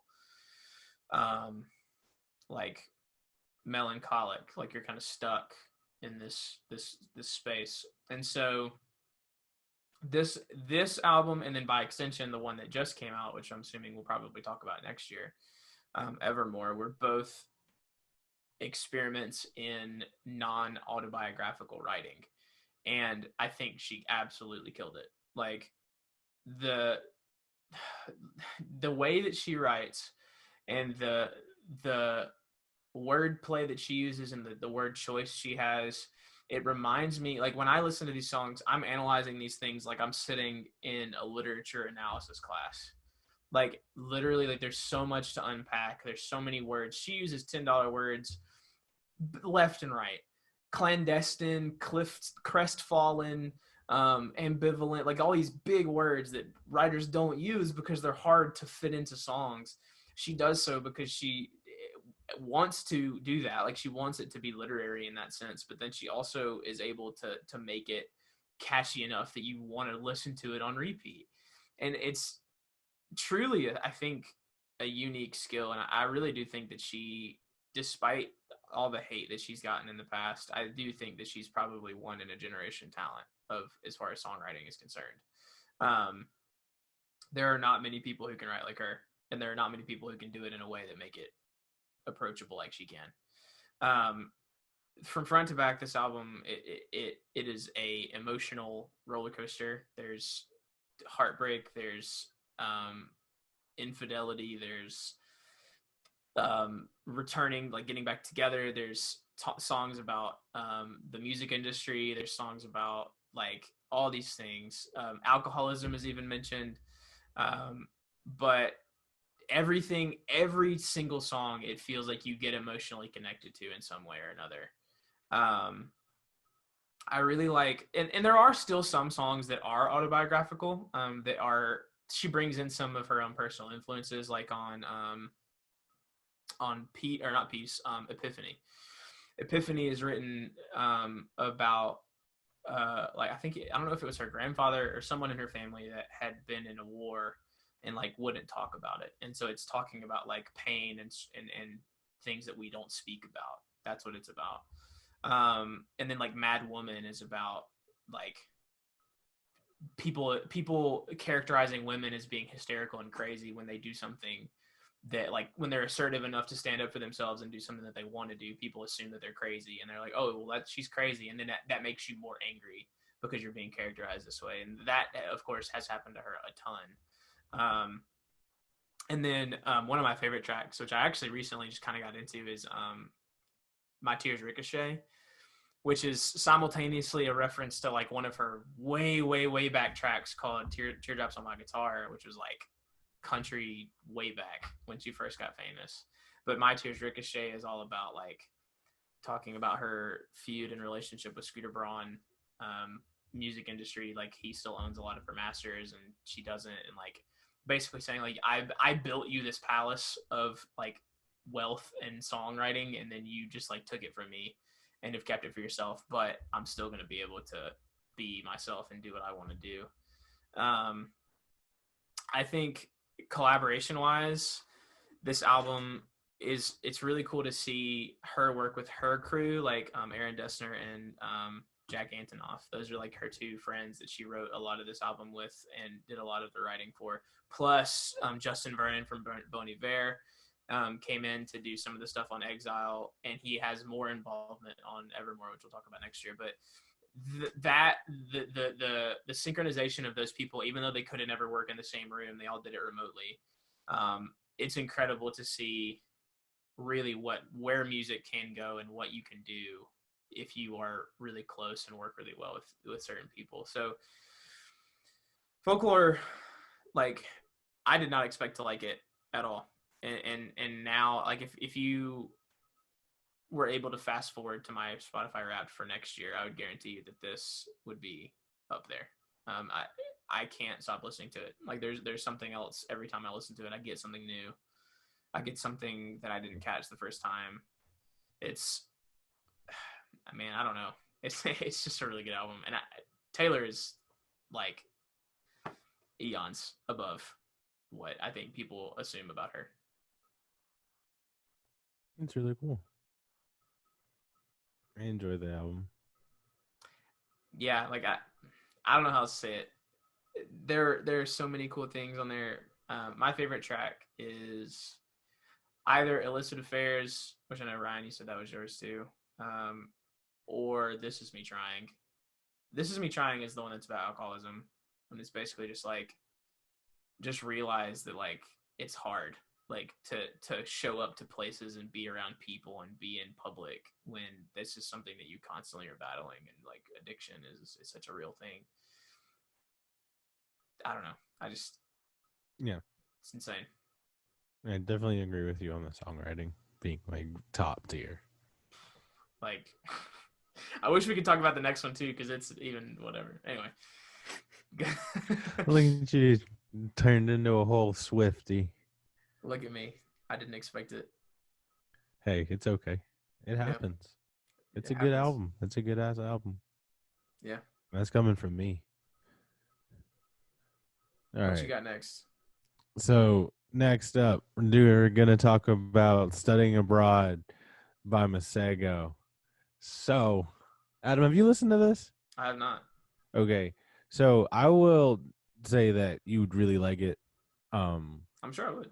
So a long time ago, you probably don't remember this, but way back when we were sitting in your apartment on the great campus of Birmingham Southern, and we were talking about saxophone playing in songs, and I brought up Careless Whisper, and I will never forget you backing out of your Crucible game to full frontal look at me and say, never speak of that song again. You need to pay attention to better saxophone playing in songs.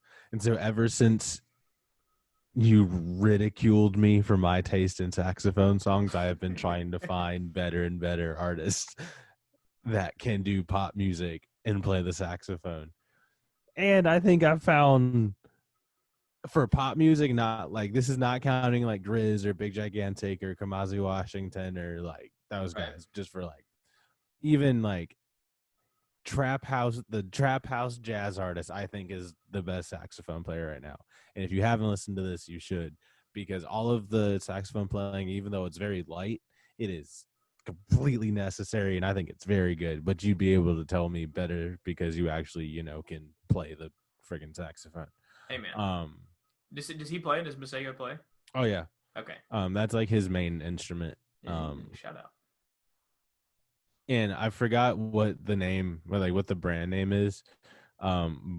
And I forgot which video it is, but he talks about the saxophone he plays is like the first saxophone he ever got, because he says that in order to he says if you're going to play it to make it sound good, you really have to know what you're doing. And so he says that he's the only one that can make it sound good. So that's why he uses it. Pause. Is he the guy that did that one video where they... Yeah, that. Yeah, that's him. Yes. Oh, that's him? This is him. Yeah. Okay. No, okay. I need to listen to this then. I know exactly what you're talking about. Oh, yeah. Yeah, but he did the... Yeah. Okay. Yeah. He straight up, he has a chain. It's not maybe a chain, but it's more just like a necklace with a saxophone on it. And he wears it all the time. Like he's committed to the sax. Oh, yeah. Like it's his brand identity. It is amazing. With this album, I remember I started it, and the first time I listened to Passport, like the first 45 seconds of Passport, I was like, I wasn't sure. I was like, I don't know what this is. This isn't this. It's not what I expected it to sound like at all, especially coming off of like Navajo and like listening to like Tadao, just songs like that. And then he got into like the second verse where he said, I don't even eat sushi. And the way he said, he was like, I don't even eat sushi, just made me so happy. And then I think that was the moment that it became my favorite album to come out this year. Even though it's not the best out, not my number one, I think this is my favorite project to come out. And it is 6 songs, which so it's probably it is the shortest on my list this year. But every song is so different and so necessary that I enjoyed how it kind of did travel around. Like Colton, you talked about how he wasn't able to travel this year because there's a pandemic going on and whatnot. So it was kind of like reminiscent of different places. I really enjoyed, so like the first time I heard Silver Tongue Devil, I stopped what I was doing and just kind of stood there and was like, this is amazing. Him and Don Toliver need to make an album together. Mystery Lady is just different. It's just so good. There's so many words that he says in this chorus. It's just, there's just so many little like musical things that happen it's just so good. Polygamy is fun. Sides of Me is my favorite song on this, and it is like the trappiest of them, and it's got this very like dark grooving like bass line to it, and he comes in rapping, and then it has in my opinion, and this is just my opinion, the sexiest sax line of all time, and it's like 6 notes. It's like a little up and then just a little run back down, and it makes me so happy every time I hear it. This song it is only 2 minutes, so I wouldn't have minded if it had an extra minute 30, and that extra minute 30 was a minute of Ty Dolla $ign, because he would just elevate this song so much. Like if Ty Dolla $ign was on the song would be a mega hit. So definitely listen to this after, and then listen to it again after you listen to it the first time. Listen to it again with like Ty Dolla $ign in your head, and it would just elevate it so well. And Bye Felicia is also Bye Felicia was the song I was like kind of the most iffy on at first, and then as I've listened to this probably 600 times, I really enjoyed it. I really, really enjoy that song. I also enjoy how he has just embraced this persona of smoothness that just kind of follows him everywhere, but he's also very much a music nerd. And like we talked about the song to Dow earlier, you can watch him in that video where he just like kind of watches FKJ play an instrument. It's just so focused and so engaged on how every little thing sounds, and you can definitely tell that comes through on a project like this where he has to go from reggae and dance hall to trap in a matter of seconds. And so I think this is really cool.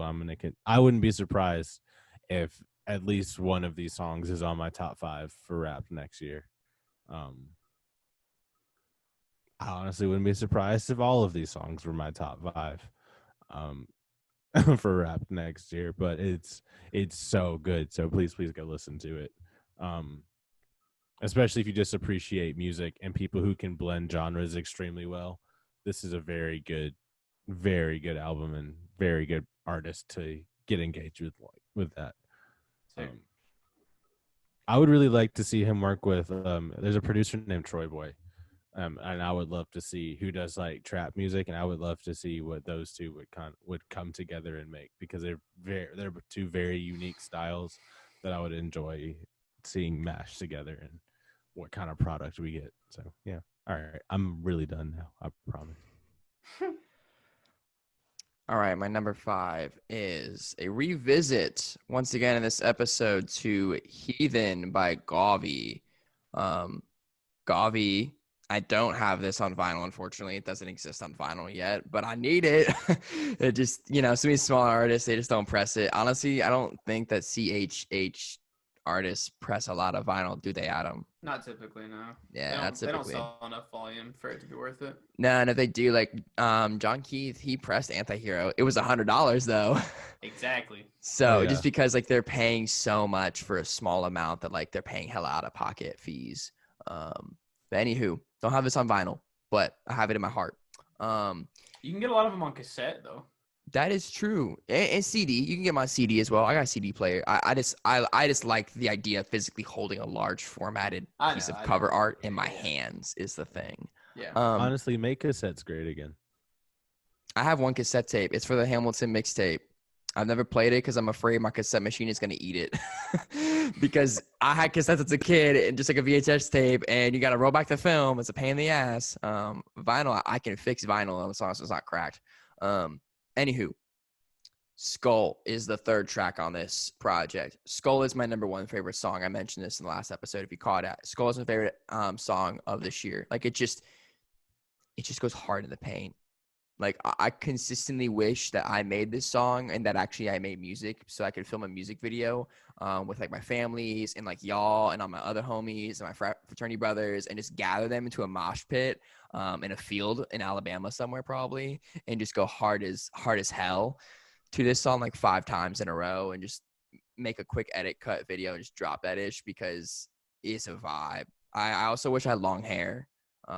So that I could headbang. So you could headbang it out. Yeah, exactly. I want the hair to flop back and forth on my head just because it goes so hard. It just, oh man.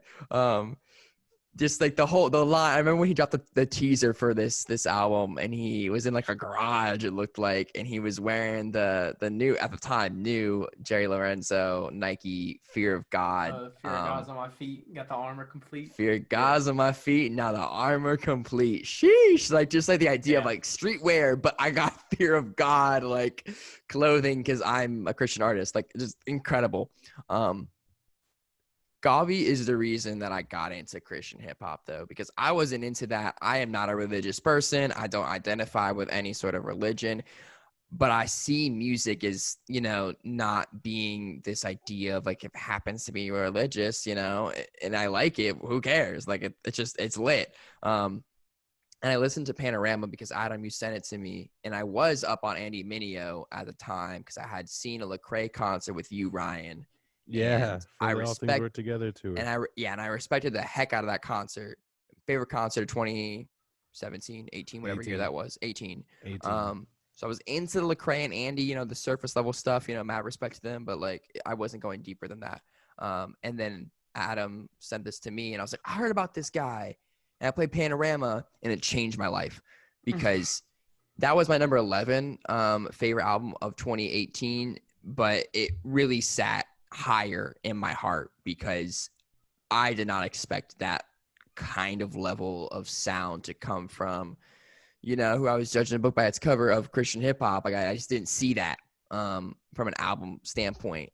And ever since then, I've, kind of done this show and really been into artists in that space. And Gavi is one of my top 3 favorite CHH artists, with Andy Mineo and Aha Gazelle, respectively, in no particular order.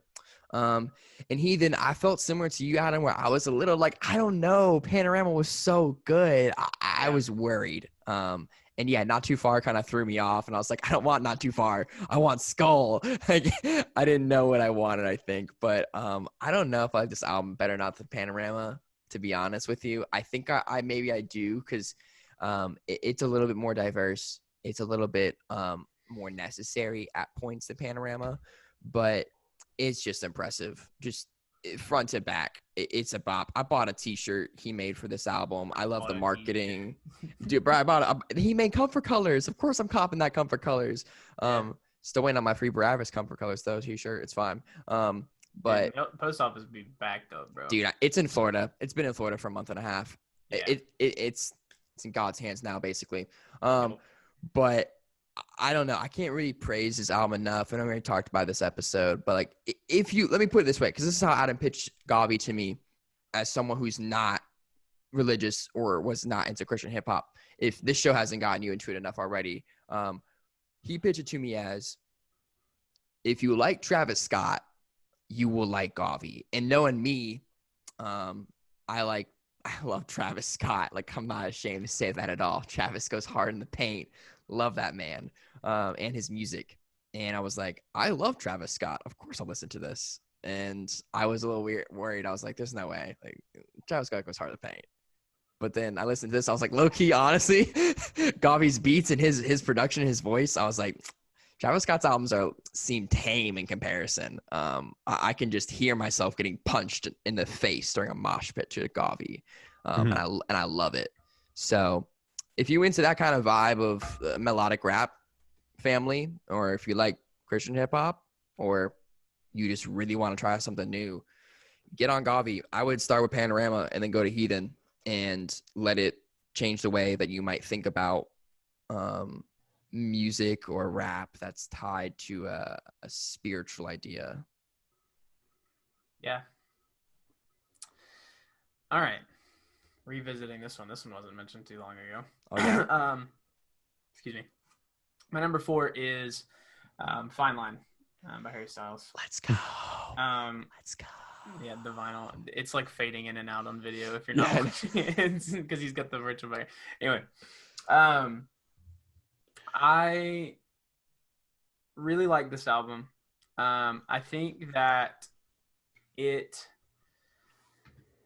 because you talked about HS1 a little bit too. So to kind of flesh out that comparison, I think that HS1 has a couple of better songs, but I think Fine Line is a better album in totality.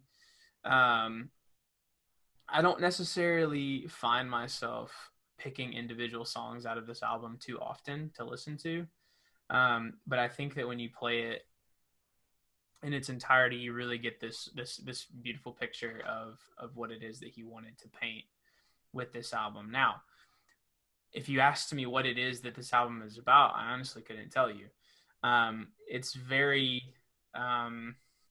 cryptic. It's very interpretive. There's a lot of inferences that aren't specific. There's a lot of things that are mentioned that aren't really fleshed out at all. Like it's just kind of like thrown in as like a little tidbit or a little line, and then it's not really mentioned again. But that said, what he and his collaborators did and his band did with this album is really something impressive for him. He, of course, is the third. I mentioned earlier that I had 3 people on my 3 former One Direction members on my list. He's the third. And the reason that he's ranked the highest is I think that he has done the best at defining his path and defining his lane. musically speaking. That said, I think that he still has more he could do. I think he still has more variety he can throw in. I think he's really trying to prove to us that he is a very versatile artist and can do a lot of things. With HS1, he threw in a couple of rock songs and even a country song. Like, listen to HS1 and tell me that Two Ghosts is not a country song. You're a liar if you say that. Two Ghosts is a country song. But this album kind of approaches a different world, and it kind of moves into a little bit more pure pop in the first half of the album, from like Golden to Lights Up and Cherry kind of breaks that. And then after that, you get into the emotional part of the album with Falling and To Be So Lonely back to back. And then you get into the experimental realm where like she is rock, but it's almost like psychedelic rock, like Jimi Hendrix type,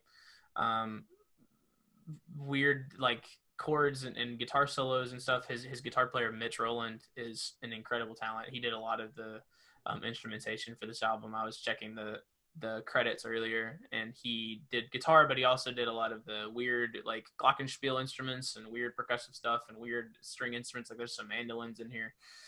He did all that stuff. And she is kind of like you mentioned, this exploration of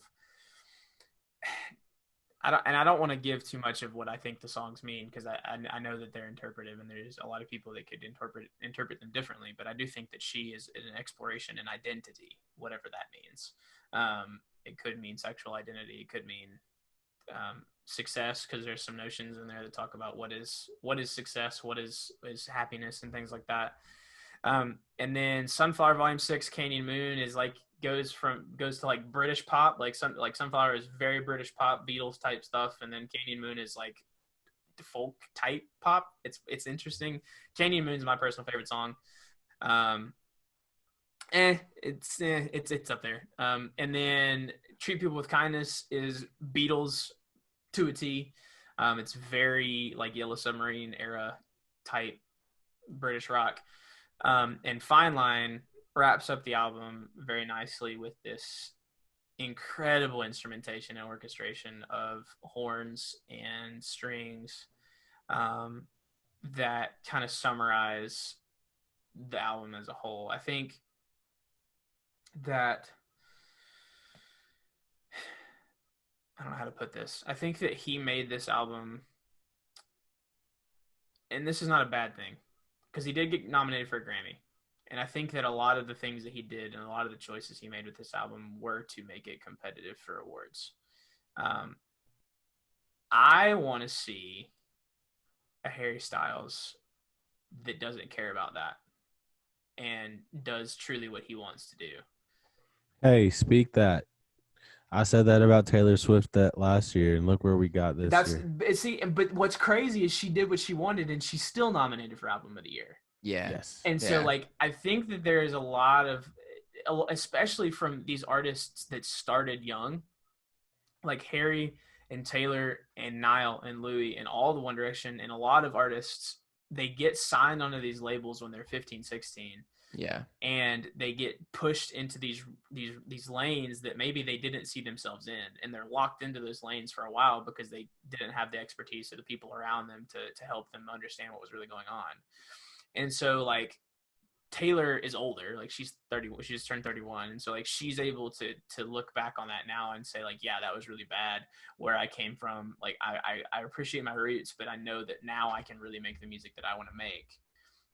I think that in a few years we might see the same from Harry, because not to say that he didn't want to make this album, because I think he's very proud of it, but I do think that there are a lot of things that he changed and maybe didn't do because it pushed the envelope a little too far. The thing that I think of in my head when he was coming out with HS1, the song Sign of the Times in the pre-chorus has the why are we always stuck in running from the bullet. That line was originally supposed to be, why are we always fucking running from the bullet? And they pulled that because they wanted it to be radio played and they wanted it to be competitive for awards. And so, like, I don't like that, because I know that he wrote it one way and yeah. it was pushed another. Yeah. Which and like this is something that happens a lot. And I'm not advocating for cursing in music. That's not what I'm advocating for. But what I do advocate for is for you to be honest. And if you wrote it away, I want it to come out the way that it was written originally. I don't want it to be edited. I hate clean versions for that reason. Like clean versions of Same. songs are always like they feel super contrived and forced and weird. Yeah. And that's the way, like, if you don't know that about songs, like if you don't like I want it to be as raw as possible, which is why I love Taylor Swift's Folklore, and it was nominated for Album of the Year. Like she did that. Yeah. And it like there are lines in that album that are super like inappropriate. Like if you want to consider radio play, like it opens up with like I'm doing me, I'm on some new shit. Like that is something that is real. Like that's what she wanted to say, and that's what came across. So I'm hoping, and I hope that that's what happens for him, because this album was incredible. It like musically, sonically, this is one of the best albums I've listened to in a while. But I just want more for him. I want him to be able to truly like be who he wants to be. Mm-hmm. And we've seen a lot of fallout from that recently, like with the Vogue interviews and the Vogue shoot and all this other stuff about him my just God, really I being know. himself. But then people have already predefined this lane for him that if he goes outside of it, that he is not what they thought he was. And so like I just really want more. Like if he comes out with another album where he truly does what he wants and puts into it the amount of work that he wants to put into it and collaborates with who he wants and only who he wants, it would be one of the greatest albums of all time. I really think it would. And because I think he has the talent for it. Yes. He just has to get out from under people who maybe don't have his interest in mind necessarily. Yeah, that was a soapbox and a half about artistry and things like that, but I think that's it's valid and very important in Definitely the current music world. Speak that sermon. I mean, speak that though. I always end up getting on the soapbox when we come on to these things and we talk about music. I always end up talking about something. Oh, I mean, that's why we have this, so we can all get on our little soapboxes I know. and like Oh, for sure. talk about stuff that we want other people to do or hear. Like, But yeah, like I really think that with the year anniversary, I was kind of hoping that we would get like a deluxe. Same. This is the only deluxe I wanted. Yeah, it's like one of the few deluxes that I was like, I want a deluxe. That we didn't get, because he's done like so many cool covers live, and he has 2 songs that he's played live that he's never recorded. Yeah. Like Medicine and Anna are both bangers, but he's never put them out, and so like I want those things to be out. And I also want to see what the live show of this album looks like, because I know it's going to be crazy. Yeah, man. I got tickets, man. Next October in Atlanta. I was supposed to go in the summer, but COVID. He's going to have another album out by then. I know. That's what I'm wondering. I'm like, R.I.P. Dude, that's what happened to Lover, the Lover tour for Taylor Swift. She had the Lover tour booked, and like it didn't go, and then she just dropped Folklore. And yes. Well, she's turned into Folklore. So I may be going to the 3rd album tour for Harry Styles, and it's basically the 3rd and 2nd album put together. Yeah, I mean, I think that would be cool if it would be happens. Sick. Oh, it'd be sick. But I don't know. I'm really interested actually to see where he goes, because I think that has a lot to bring and a lot to offer in the future. I mean, he's young. He's only 27, so I think that, or 26 even. I think that he has a lot of stuff going on. Yeah. Ryan? All right. So this has been a long time coming. This is an album by a guy that I'm wearing merch for right now. I will. It says Hotel Diablo. You remember that from last year. We're going to talk about Machine Gun Kelly and the crossover of the century and Tickets to My Downfall. All right. So we're just going to get this out of the way. Eminem did not make this man switch genres. All right, now that I've said that, we're going to move on and get to the fact that this is incredible and is honestly the only thing keeping pop punk relevant to mainstream people that don't know who Knocked Loose or Neck Deep or Set It Off are. Before this album came out, if you told somebody that you listened to pop punk, they'd be like, oh, did you still listen to like Sum 41? They wouldn't know any of these new bands, but now because this came out and because it is not terrible, it's actually quite good. It is bringing attention to these bands that do it full time, and I think it is helping a genre have a resurgence. So it's very important because of that. I had to get on a soapbox too, just because y'all had one about Harry Styles, so I had to get on one about my large tattooed white boy. But musically, in this album, my favorite song is Drunk Face. I think that it is one of the most MGK songs ever because he's like, I'm really happy, but I'm still like doing things that could possibly fuck my whole life up. But I'm actually genuinely happy now, which is something that he has not been for the longest time. And I think a lot of that is due to his current relationship with Megan Fox. So shout out to him for doing that. But I remember when Bloody Valentine came out, and I was unsure about what this album was going to be because he had talked about doing it, and I was nervous because like I didn't want it to be. I thought it was going to be a covers album, and I didn't want to hear him sing Blink 182 songs for an hour and a half. Like I would listen to it because I would listen to everything that he put out because I listened to Binge, but I didn't want like a bad album to come out. So when he released this and I got to like Drunk Face, or even just from title track, it just sounded like he was having fun in a genre that he had been meaning to explore on his own for a while. And so it felt good that he got to link up with one of his childhood heroes and Travis Barker to make this album. Got to talk about Halsey and Forget Me Too on one of the best just rock songs of the year, of the past couple of years. Really, they both come into this with a ferocity that can only be brought forth by people that have been involved with each other before and decided to write a song about it. And I think it's really cool that, like we talked about before, that they are friends again, and like how she's friends with Black Bear again as well. Because I've been wanting them to like do something since they sang, or he played guitar and she sang "Hold Me Down" on the old one season lasting Showtime show Roadies. If you remember that happening, R.I.P. Man. Right, that was such a great show that should have gotten more than one season, but I was happy with the season it got. Roadies is a great show. I also think that it was cool that we got another Black Bear collab on this with My Ex's Best Friend. They work very well together, and we've heard that from End of the Road, which was on Lace Up, which was MGK's debut album, which came out in 2012.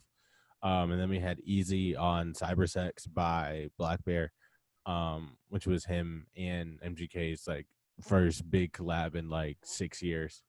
And you also had in between, you had Black Bear doing the hook on Shoot 'Em Down by Mod Son, which MGK had a big part of that song as well. But My Ex's Best Friend I feel like was a great closing single for this album, because it was the trappiest beat. It was the only like quote unquote trap beat on here. I don't count All I Know as really having 808. Like this was the only time you really heard an 808 on the album, and I think that them going back and forth just works very well. And I thought the video for it was great. I enjoyed how he brought Pete Davidson back for another interlude, and I feel like that should keep happening for all of the albums. I enjoyed him being Dracula on Hotel Diablo, and I enjoyed him being Kevin the Alien even more now. And I thought it was hilarious that MGK decided to name his alien Barracuda. Of all of the things he could have picked, he picked Barracuda. The only song that wasn't a fan of when it initially came out really was Kiss Kiss, and I don't know how to explain why I didn't like Kiss Kiss. I just listened to it and said okay. It was like this is not bad. I was like all right, cool. And then Drunk Face brought me back, and then Bloody Valentine, Forget Me Too, All I Know. Also, I think it's interesting of how much he has worked with Ian Dior recently, because this is like the third time they've collaborated this year. With there was a single and then there was one other song on Ian Dior's project. But I really enjoyed this. I'm glad that he finally made his pop punk album because he had been talking about doing it for a good little while.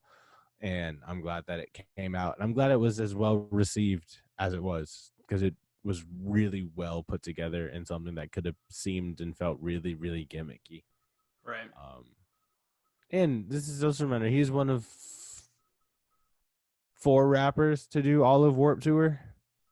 So he's like, he knows what he's talking about when he comes at some of these kids for wearing comfortable shoes on stage or whatever. Yeah, no, he's with the culture, dude. Oh yeah. I mean, he being a Blink fan as well. Blink fan. He most people found him from Sleeping with Sirens.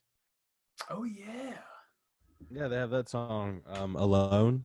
Yeah, I from forgot like about that. 2013. Yeah. Holy cow. And We the Kings, those guys are him and those guys Yeah. are really good friends.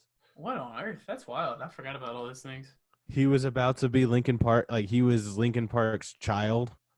And they were going to take him on tour and shoot him into the stratosphere before tragically Chester Bennington left us. R.I.P. Was driving to North Carolina to see that show because I'm a crazy person.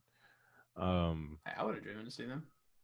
Him and M Shadow and Sinister Gates from Event Sevenfold are on the intro to Lace Up.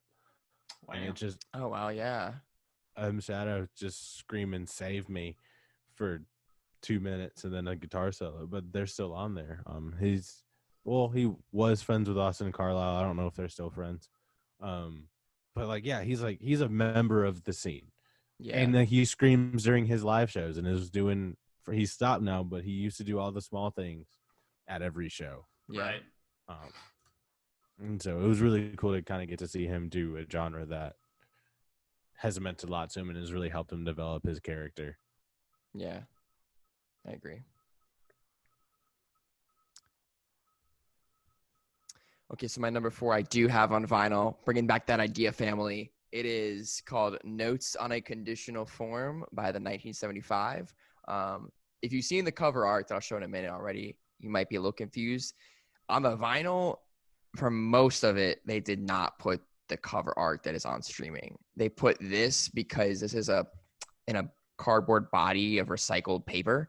It is 100% eco-sustainable because if you listen to Notes on a Conditional Form, it is the first commercial 1975 project to not feature the same intro reworked, and it's instead Greta Thunberg talking for 5 minutes straight about how we need to save the planet. So what better way to encapsulate that concept than recyclable bodies and papers for your vinyl?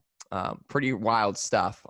They actually did a ton of vinyl for this. So you can get picture discs. You can get it. I wanted to get a picture disc or get on yellow, but it's usually because they're British, I guess, or whatever. It's usually super expensive to buy their vinyl. So I got this though for like $25, which is like unheard of for 1975 release. But I got it on matte white vinyl. It's pretty freaking crisp. It is the first and only one of 2 matte white vinyls I own, next to Michael Bublé's Christmas album. Anywho, let's talk about Notes on a Conditional Form as an album. It is probably the longest album I have on my entire list, I think. I mean, it's 80 minutes, family. It's 22 tracks. I think it might. Long. It's long. It is Lord long. But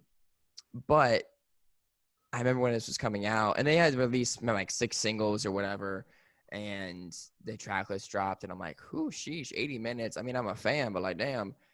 But honestly, it warrants all of my time and attention. It is my second favorite 1975 release. Their previous album, their third album, A Brief Inquiry into Online Relationships, is my favorite. This is the spiritual successor to that. Like, they're supposed to be played back to back, forming an era album, double album called Music for Cars. And and this is the second half of that piece, basically. And I honestly was down for all of it. It felt like a culmination of all of their music thus far. I listened to, there was a podcast that Matty Healy, the lead singer of 1975, did, where he talked to a number of different pretty famous musicians that he was influenced by, and particularly influenced by making this album, from Stevie Nicks to Brian Eno. It's just, the range was very interesting, and just seeing them flex their production muscle was like incredible on this album. So many of these tracks don't have vocals. It's just instruments, a la Brian Eno. It is just George, which is he's a drummer, but he's like the other kind of main two half, 1975, just going off on like a beat pad, just going in. It's incredible. And I don't know, I really was impressed by this album, especially for its length. I've listened to it a lot, and it's a very large piece, but it's also very enjoyable. There's so much to say here. The main thing I just want to say is that I think what is it? If You're Too Shy, Let Me Know is one of my favorite tracks of 2020 as a whole. I think it's my favorite song on this album as well. There's a lot of really good songs on this album that can be talked about, but I think that if you are into 1975, you'll like it. I've had people who are into them and they say they hated it, but I've also had people who are not into them say they hated it, and others who said they loved it. It's such a weird album for anyone, whether you're into them or not. But I really liked it, and I thought it was great. And I think that they are my favorite band currently working and making music today. And I just can't wait to see where they continue to go. I mean, I saw them at Hangout about a year and a half, almost 2 years ago now. 2 years ago, yeah. Yeah. And they immediately got into the bus after that show, and they wrote a song called People, which was the first single from this album. And I remember that came out, and I sat in the car and listened to it with my friend Troy, and at first we were not fans at all, but then it grew on me. It's just very different. Like, there's a country song on here. There's a heavy metal song on here. They delve into a lot of territory that's unfamiliar, but also familiar, that they kind of, like you said, Adam, earlier, this is an album where they just did whatever the hell they wanted to do, and they didn't let anyone tell them shit. They were just like, because I'm sure a label would be like, 80 minutes? Absolutely not. And they were like, we don't give a shit. We're putting it out. Like, this is how we want to do it. It's one of the reasons I love them so much. Yeah, that's why I respect them, is they just kind of do whatever they want to do without a filter. So I'm impressed by them. And I think everyone should check it out. And maybe if this is a little bit too much of an ask for you right now, go back, go listen to A Brief Inquiry into Online Relationships, third album from 2018, which was, I think, also my number 4 album of 2018. So they always hit the 4s for me. They always hit the top 5. So you got to hit them up, fam. I would even say go back further. Listen. Oh yeah, do everything. Well, if you really want to get into them, I think one of the most approachable albums is I'm just going to call it the Pink Label. Because the title is I like it when you sleep. You look so beautiful when you sleep. Or no, I like it when you sleep. You're so beautiful yet so unaware of it. Yep. The full title. But that one is kind of like. Is that the album with chocolate?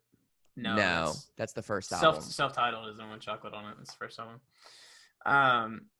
Yeah, I'll talk more about them later. Yeah. All right, my number 3 is actually a band I was not super into at all until I listened to this album, and this is Chip Chrome and the Monotones by The Neighborhood, which it's such a weird album. Like, it's so strange. The concept of it is incredibly weird. Very like David Bowie-esque character. So The Neighborhood has, in this album, they've ditched their traditional moniker, and like, if you look at that image on the screen right now, if you're not on video, it's the picture of the band, and what they've done is the lead singer is taken on this persona of Chip Chrome, and he's literally in a silver bodysuit with his skin and hair painted silver. So he looks like a metal statue, like the Tin Man from Wizard of Oz. And then the rest of the band they're called the Monotones, and so like that's like his backup, whatever. And so like this whole album kind of touches on themes of like loneliness in an age of technology, and like through like Lost in Translation is like, yes, we're all connected, but really are we? Like, is it all just lost in translation and things like that?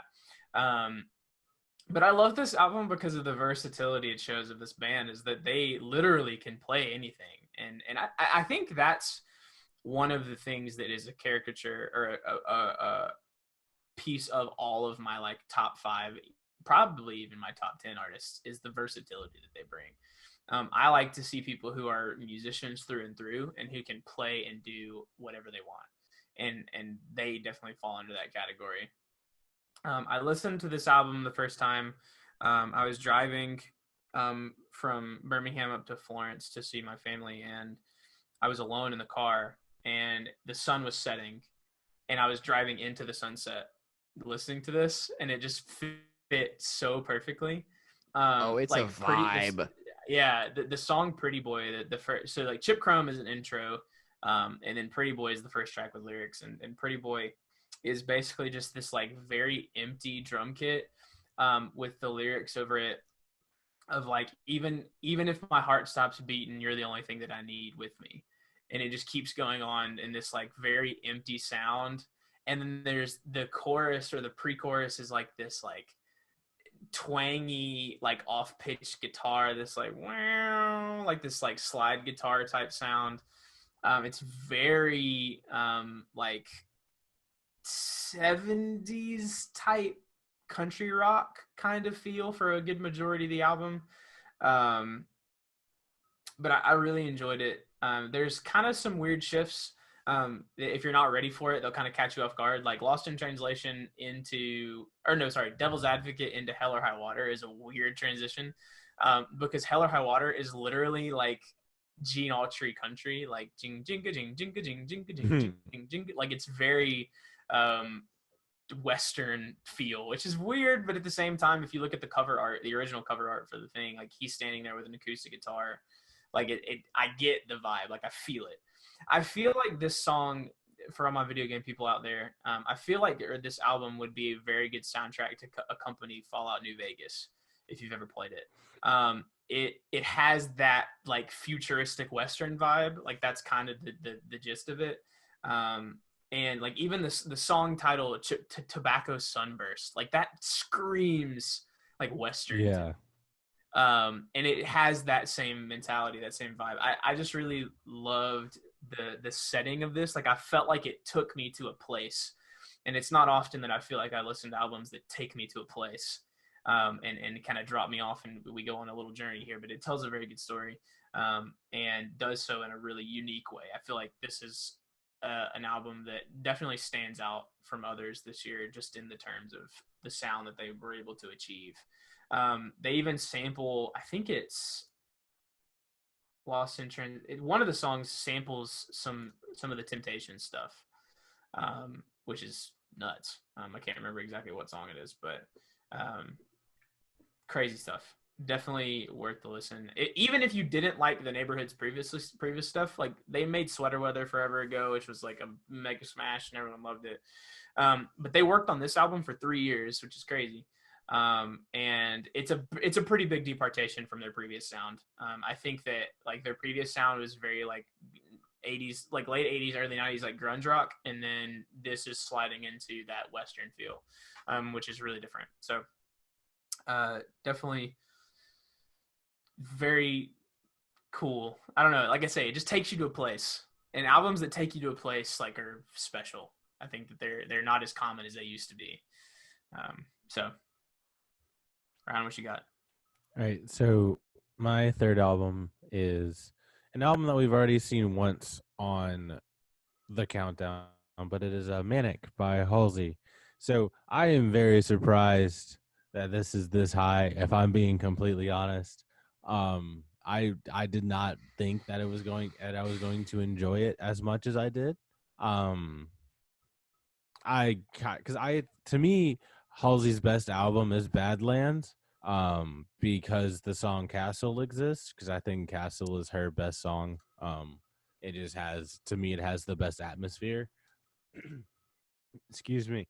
But this album has her best writing on it, like with the song Graveyard, um, which is like just set like overneath this like over like this very catchy like beat, and like she's talking about like some very very dark topics, and I appreciate the fact that she can address them in a way that is very poetic and very not necessarily tongue in cheek, but like I'm I don't know necessarily how to word it.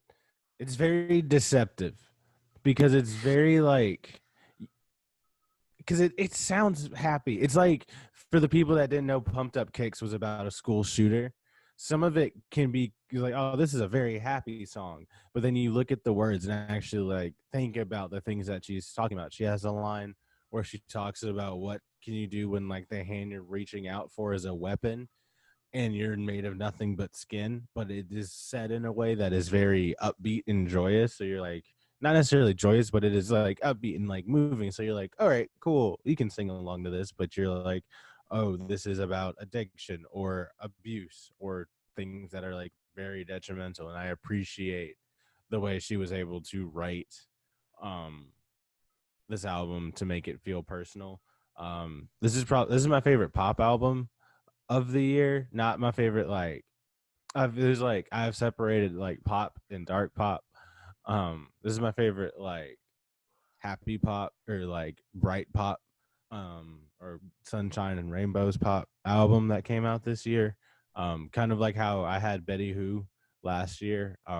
This is also another one that I listen to quite frequently actually. And it just kind of surprised me. And I know Colton, you already made a lot of the points I was going to make, but I really enjoyed how the interludes were just songs by other people. I feel like that was a very nice touch, and it was very like commercial break, intermission, get you a breath, and then go back in. So Manic by Halsey. And I do like how you mentioned that this was the first like Ashley album, not necessarily like a Halsey album. So I feel like that was really cool.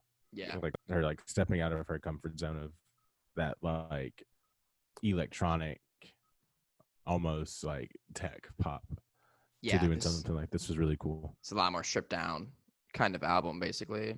Like just the way that Graveyard, as you said, just the way it sounds, stripped down. It's much more acoustic-y, Yeah, I would say, and it's not this overarching, grandiose pop.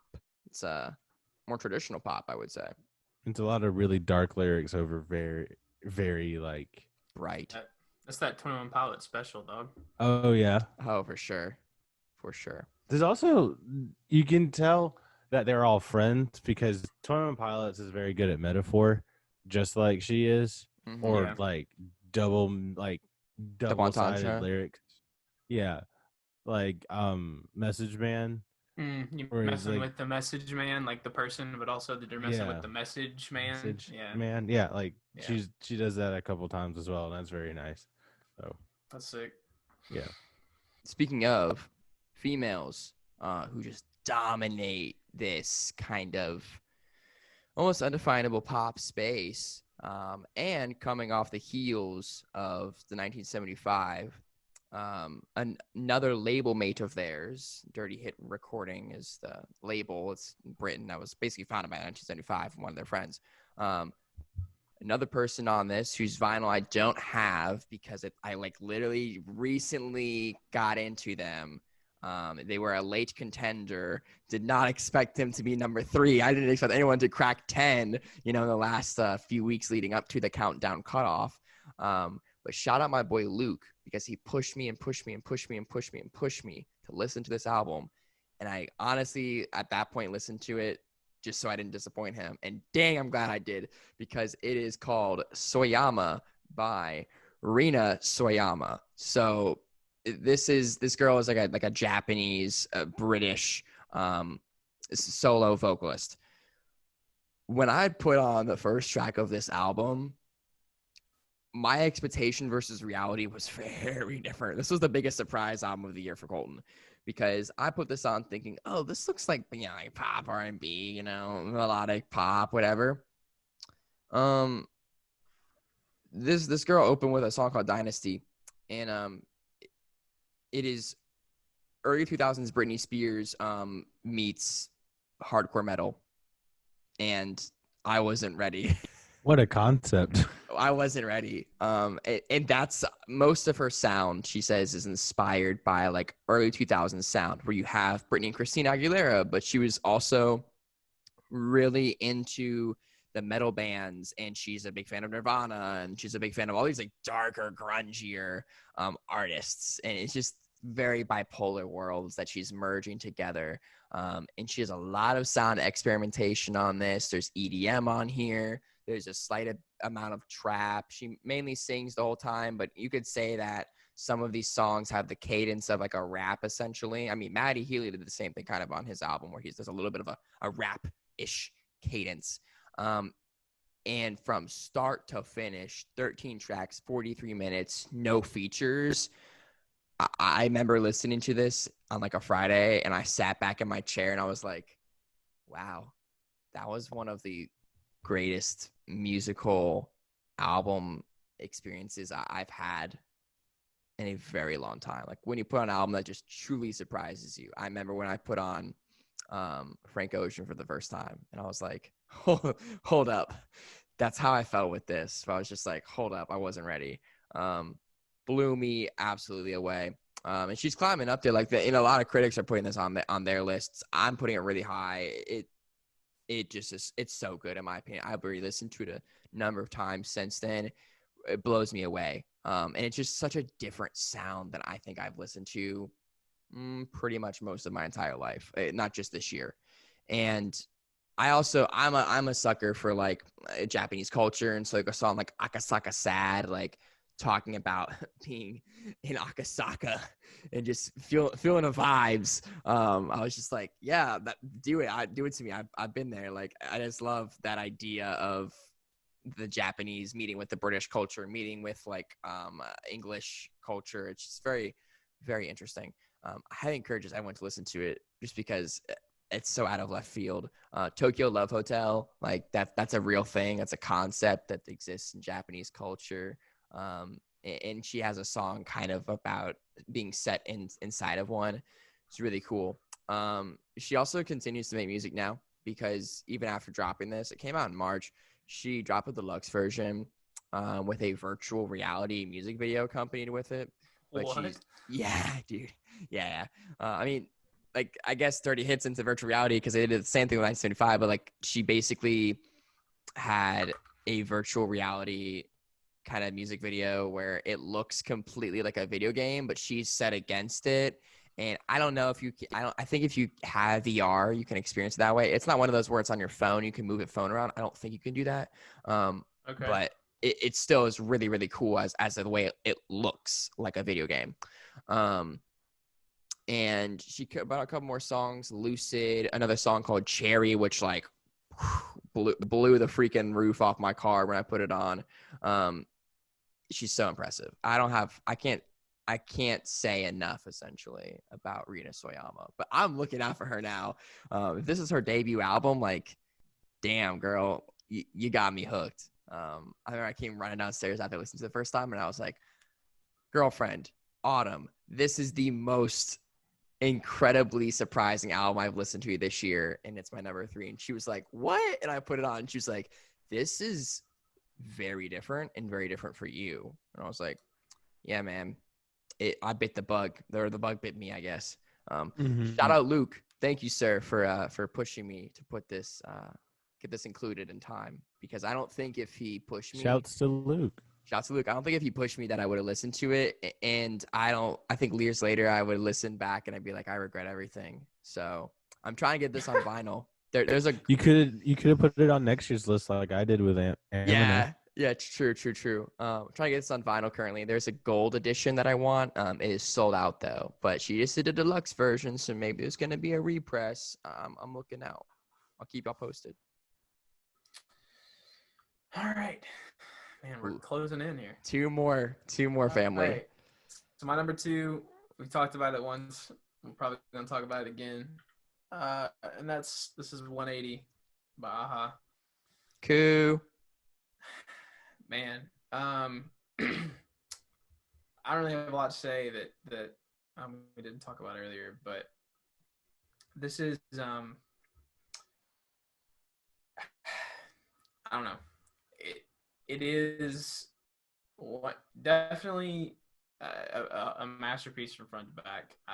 I really don't think that I can overstate how much respect Aha deserves for the music that he makes. I've listened to him for a long time. I got into him on Trillium 2, went back after Trillium 2 came out, went back, listened to all of his mixtapes. I listened to BMO and I, Volume 1 and 2. I listened to Free Barabbas, of course. I listened to all the singles that came out. Saw Salami, the first version of that song where he does the music video in a Naruto coat. Like, that level of like buffoonery and all of his stuff is insane. But he's so talented and he's so honest. Again, we talk about the qualities in musicians that are in this caliber of stuff is its versatility and honesty are like my two biggest things. And he hits both of those. He never pulls punches. He's a completely independent artist, is not signed anywhere. He was with Reach for a hot second and then was like, never mind, and then noped out of that. And I think that's so he can retain this level of honesty that I don't know that he could achieve otherwise, and that a lot of artists don't. And so not that there's anything necessarily controversial about his stuff, because there isn't. But I just think that he approaches things from a very relatable angle, especially to me and to people who are Christians but maybe have a lot of issues within the church and things like that. He approaches things from that angle very well. I just like every time he puts something out, I'm always like, man, this is incredible. Like everything he's put out, I've loved. I don't think he's ever put anything out that I was like, no, this was a miss. Like that's never happened, and I don't think it ever would. Just because the versatility of this stuff, like he can sing, he can produce, he can rap, he can write, he can direct videos, he can do literally anything. And I think that, man, I just can't say enough how impressed I am with his work every time it comes out. He was my top streamed artist for the year. He was not last year, but maybe the year before as well. He's always in my top 5. Mainly because of this album this project. This in combination with Secession, which we talked about earlier. Those two put him really high in my like plays for the year. And I just like the moment in this album that I knew was in Balloons when the crow beat comes in, and it hits the crow in the production. Like that was the moment where I was like, this is something special. And I know that sounds like simple and weird, but like that level, like it's the creativity, it's the ability to think past traditional methods of making sounds, which is why like when I say versatility, that's included in that. And that's why people like Billie Eilish and Phineas are so critically acclaimed, is because they're able to do things that other people aren't, just because of their technique and prowess when it comes to making music. And Aha's another person in that realm, is that he's just able to do things differently. Gavi's that way. Taylor Swift's that way. Harry Styles is that way. Like they're able to do things differently than other people. They just are. And because of that, they really make themselves out to be a special musician and a really a special person to listen to. And it is a crying shame that he does not have more recognition than he does. Like looking at Genius, like Balloons has 11,000 like views, like 11,000. That's like a fraction of the population of Birmingham. Like that's not even close. And while other people who are not as talented as him are doing billions and billions and stuff like that. I'm not going to name anybody. But you know what I mean? Like there's just so much to say about him that, I mean, we could spend hours talking about him, and we've talked about him for a long time before. I just think that if in the universe of his music, Free Barabbas to 180, I want to see the continuation. I'm interested to see where it goes, because I don't think it ended. I don't think it's over. And there are songs that, like, I don't know. I'm interested to see where it goes. All right, so I'm going to be very brief with my number 2, because there's not a whole lot that I can say about it. But my number 2 album is After Hours by The Weeknd.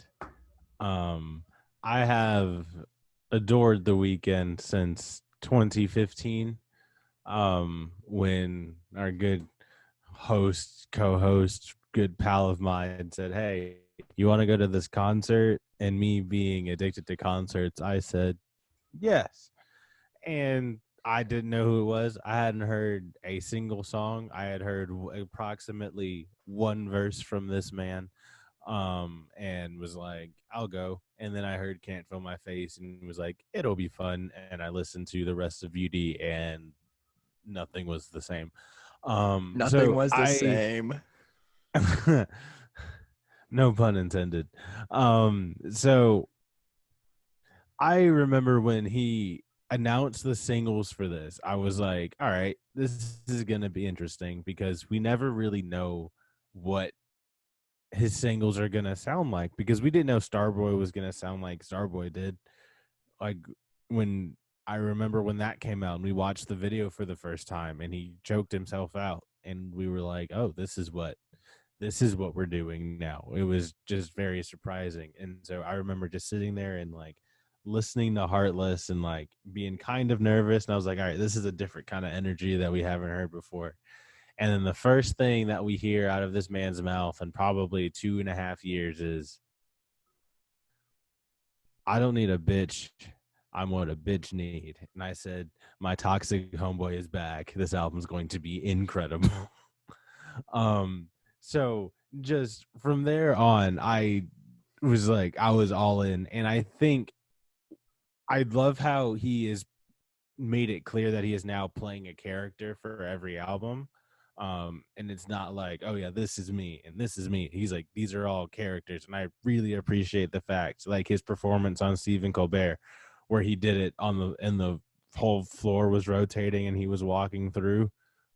I really appreciated how he kind of took that concept, like the concept of this character, and like takes it all the way and is like really committed to it. Like he really wears his hairstyle. He really has that stupid mustache.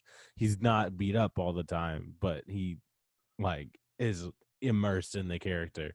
And I feel like he is a masterclass in how to do that and how to take a sonic theme and change it so your album is not repetitive, but to still make it completely engrossing. Because I feel like from Alone Again all the way through Until I Bleed Out, which Until I Bleed Out is my favorite song. It is the best atmosphere of any song I've ever heard.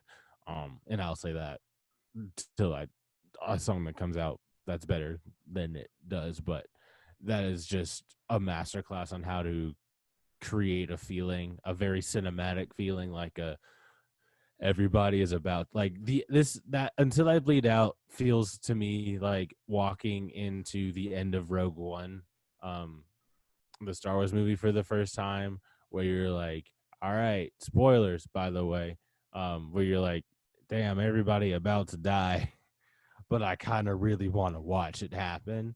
Like it makes you feel like kind of twisted and kind of like think about like what your life is going through. And I enjoy how once you get to the end, there's like a few seconds of silence so you can just think about what you experienced. But I will leave my thoughts at that. I will talk about the Snow Child video that's animated. I loved that so much, and how you went through a journey of his career, like through this character all the way back to like the fucking House of Balloons days.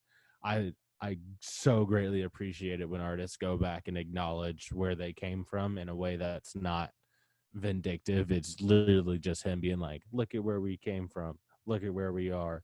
And I'm very excited to see what he does next. So yeah, 2 episodes in a row that I've used that Hamilton reference, but it is fine. This is a great song. Until I Bleed Out is my favorite song. I know I said it's a great song. It's a great album. I appreciate how it is very 80s, but still feels modern and not like embarrassing. Because sometimes when people do like old, try to make something sound like it is from a time period, it doesn't work because it is a recreation of that time period and not a tribute to or taking elements of. And like how like that really big 80s snare that is in like everything all the way up through the mid 90s even, I feel like that gets so overused, and he uses it so well out of many modern artists that try to and it doesn't go out well. But yeah, that is After Hours by The Weeknd as my second favorite album of the year. All right, so my second favorite album of the year has been an Easter egg that I've teased throughout this whole episode because it's literally on my hoodie. It is No Pressure by my boy Logic. I don't have the vinyl in my hands currently because it hasn't been pressed yet and they haven't gotten it to me in time to record this episode. But I do have a vinyl that has been purchased as of 5 months ago.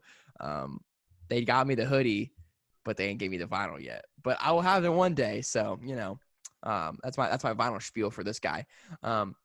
Anyone who knows me, is familiar with me, knows Logic's my boy.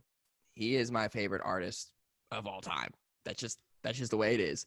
I did an entire episode this year where I listed every single project of his, from, in my opinion, worst, no such thing, more like good to perfect, essentially. And anyone who listens to that knows that I really like this album. It's not my number 1 album of the year, and it's not my favorite Logic album because I don't believe there can be an album of his better than The Incredible True Story, because that album changed my life.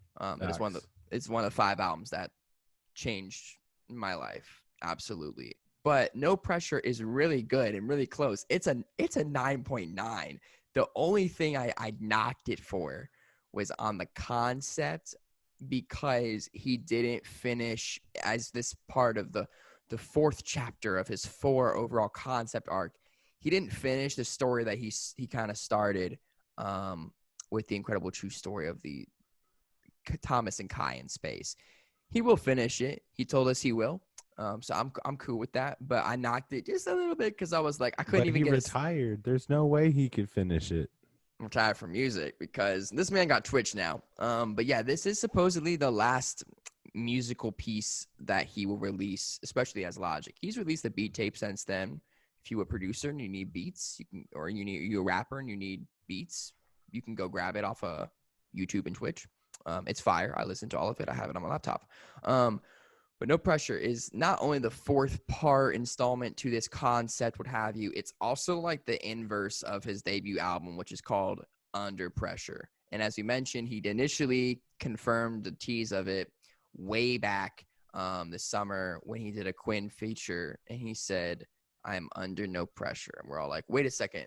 This album was supposed to be called Ultra 85. That's what you've been telling us for 3 years. He changed that. This is Ultra 85. But he just changed the title and called it No Pressure instead. It has amazing cover art, probably my favorite cover art of all of 2020, because I mess with Sam Spratt, who he's used for all of his cover art, and it's exceptional. I literally cannot wait to get this vinyl because I can't wait to put it on my wall because I love this cover art so much. But what's interesting is there's no features besides an uncredited Juicy J feature, and a feature from another signing to Bad Boy Records named Silas, who's all uncredited as well. So the rest is just him. And this is my favorite rap album of the year because this is that rap. This isn't Logic. He sings a couple times, but like this is mostly just him rapping. There's literally 5 hooks in the whole album. That's why there's a song called 5 hooks. He just goes off for like an hour on some crazy beats, stuff he produced, stuff his producer Six produced. He brought back No ID to executive produce the whole album. The man had just gone wild for an hour straight, just bar on bar on bar on bar. He sampled Orson Welles, which is wild. I'm just really impressed by this body of work. It is exactly what I would want him to retire on and conclude, minus telling us what happens to the astronauts from the second album of his. But man, I just be impressed. I really hope he tours it, but I also understand if he won't, because as he said, touring is exhausting, and I also have a kid now. It is the only album to have 2 entries on my top 10 songs list, Perfect and Dad Bod. Both of them are on my top 10 songs list of 2020. Dad Bod is unlike most or any rap songs I've ever heard in my life. And Perfect is just fire. So, I'm just gonna tell all y'all listen to Logic, but I definitely recommend No Pressure. If you're a dusty hip hop head, like them dusty beats that I talk about a lot, you're gonna like No Pressure. Dusty beats. Dusty beats, man. Vinyl that I found at a record store that hadn't been catered for in 40 years that I put on my shitty needle, and now I'm making trap beats to it and putting over political rap on it. Beats, bro. It's like that. Shit, I can't remember who it is that makes it on Dusty Beats. Anyway, all right, man. Start the roll. All right, first round of number ones. Here we go. This we've talked about it once, and I'm gonna spend a little time talking about them as a band and this album and kind of what I think it represents to music as a whole. But my number one album for 2020, and honestly, like probably my number one album for the past couple of years as far as composition and music goes, honestly, is Notes on a Conditional Form by the 1975. The vinyl represent again, yeah. Let's go. You had that ready. If I had a record player, it's just like if I had a record player, I would buy more vinyls. But this album, gosh, the 1975 is different. They're built different, and they make different music for different people, and it is so like. I'm going to bring those terms back. The terms of versatility and honesty that I talk about with musicians and what I admire in them. And I think that this album, this artist is the embodiment of those two things. I think that having listened to them since the beginning, it's been a slow build with a couple setbacks. Maddie has gone through a lot with self-titled and then Pink Label that came out. Pink Label was largely made during the era of time when he was addicted to heroin, and which is why I think a lot of people hold Brief Inquiry in high regard, is because Brief Inquiry was kind of like the story of and a lot of the pieces of him coming out of that addiction, and it was written post that, which I love Brief Inquiry. I do. But I think that this is the culmination of all that hard work. I think that Notes on a Conditional Form and Music for Cars, both of them together as a whole, is kind of the culmination of that work together. And this album, more so than Brief Inquiry, showcases a lot of unique music styles that they haven't tried before, and things that I think stand out on their own as being incredibly unique. It is a very long album. We mentioned that before. It's a very interpretive album. There's a lot of like interludes and skits, or not skits, but like interludes and like little music art pieces thrown in every now and again. But from start to finish, I think that it kind of gives us a really meaningful commentary into what it means to exist currently. I think that's why Notes on a Conditional Form is such an apt title. It's such a very good title for what we're dealing with here. And I think like when I listened to this the first time, I knew that it was special.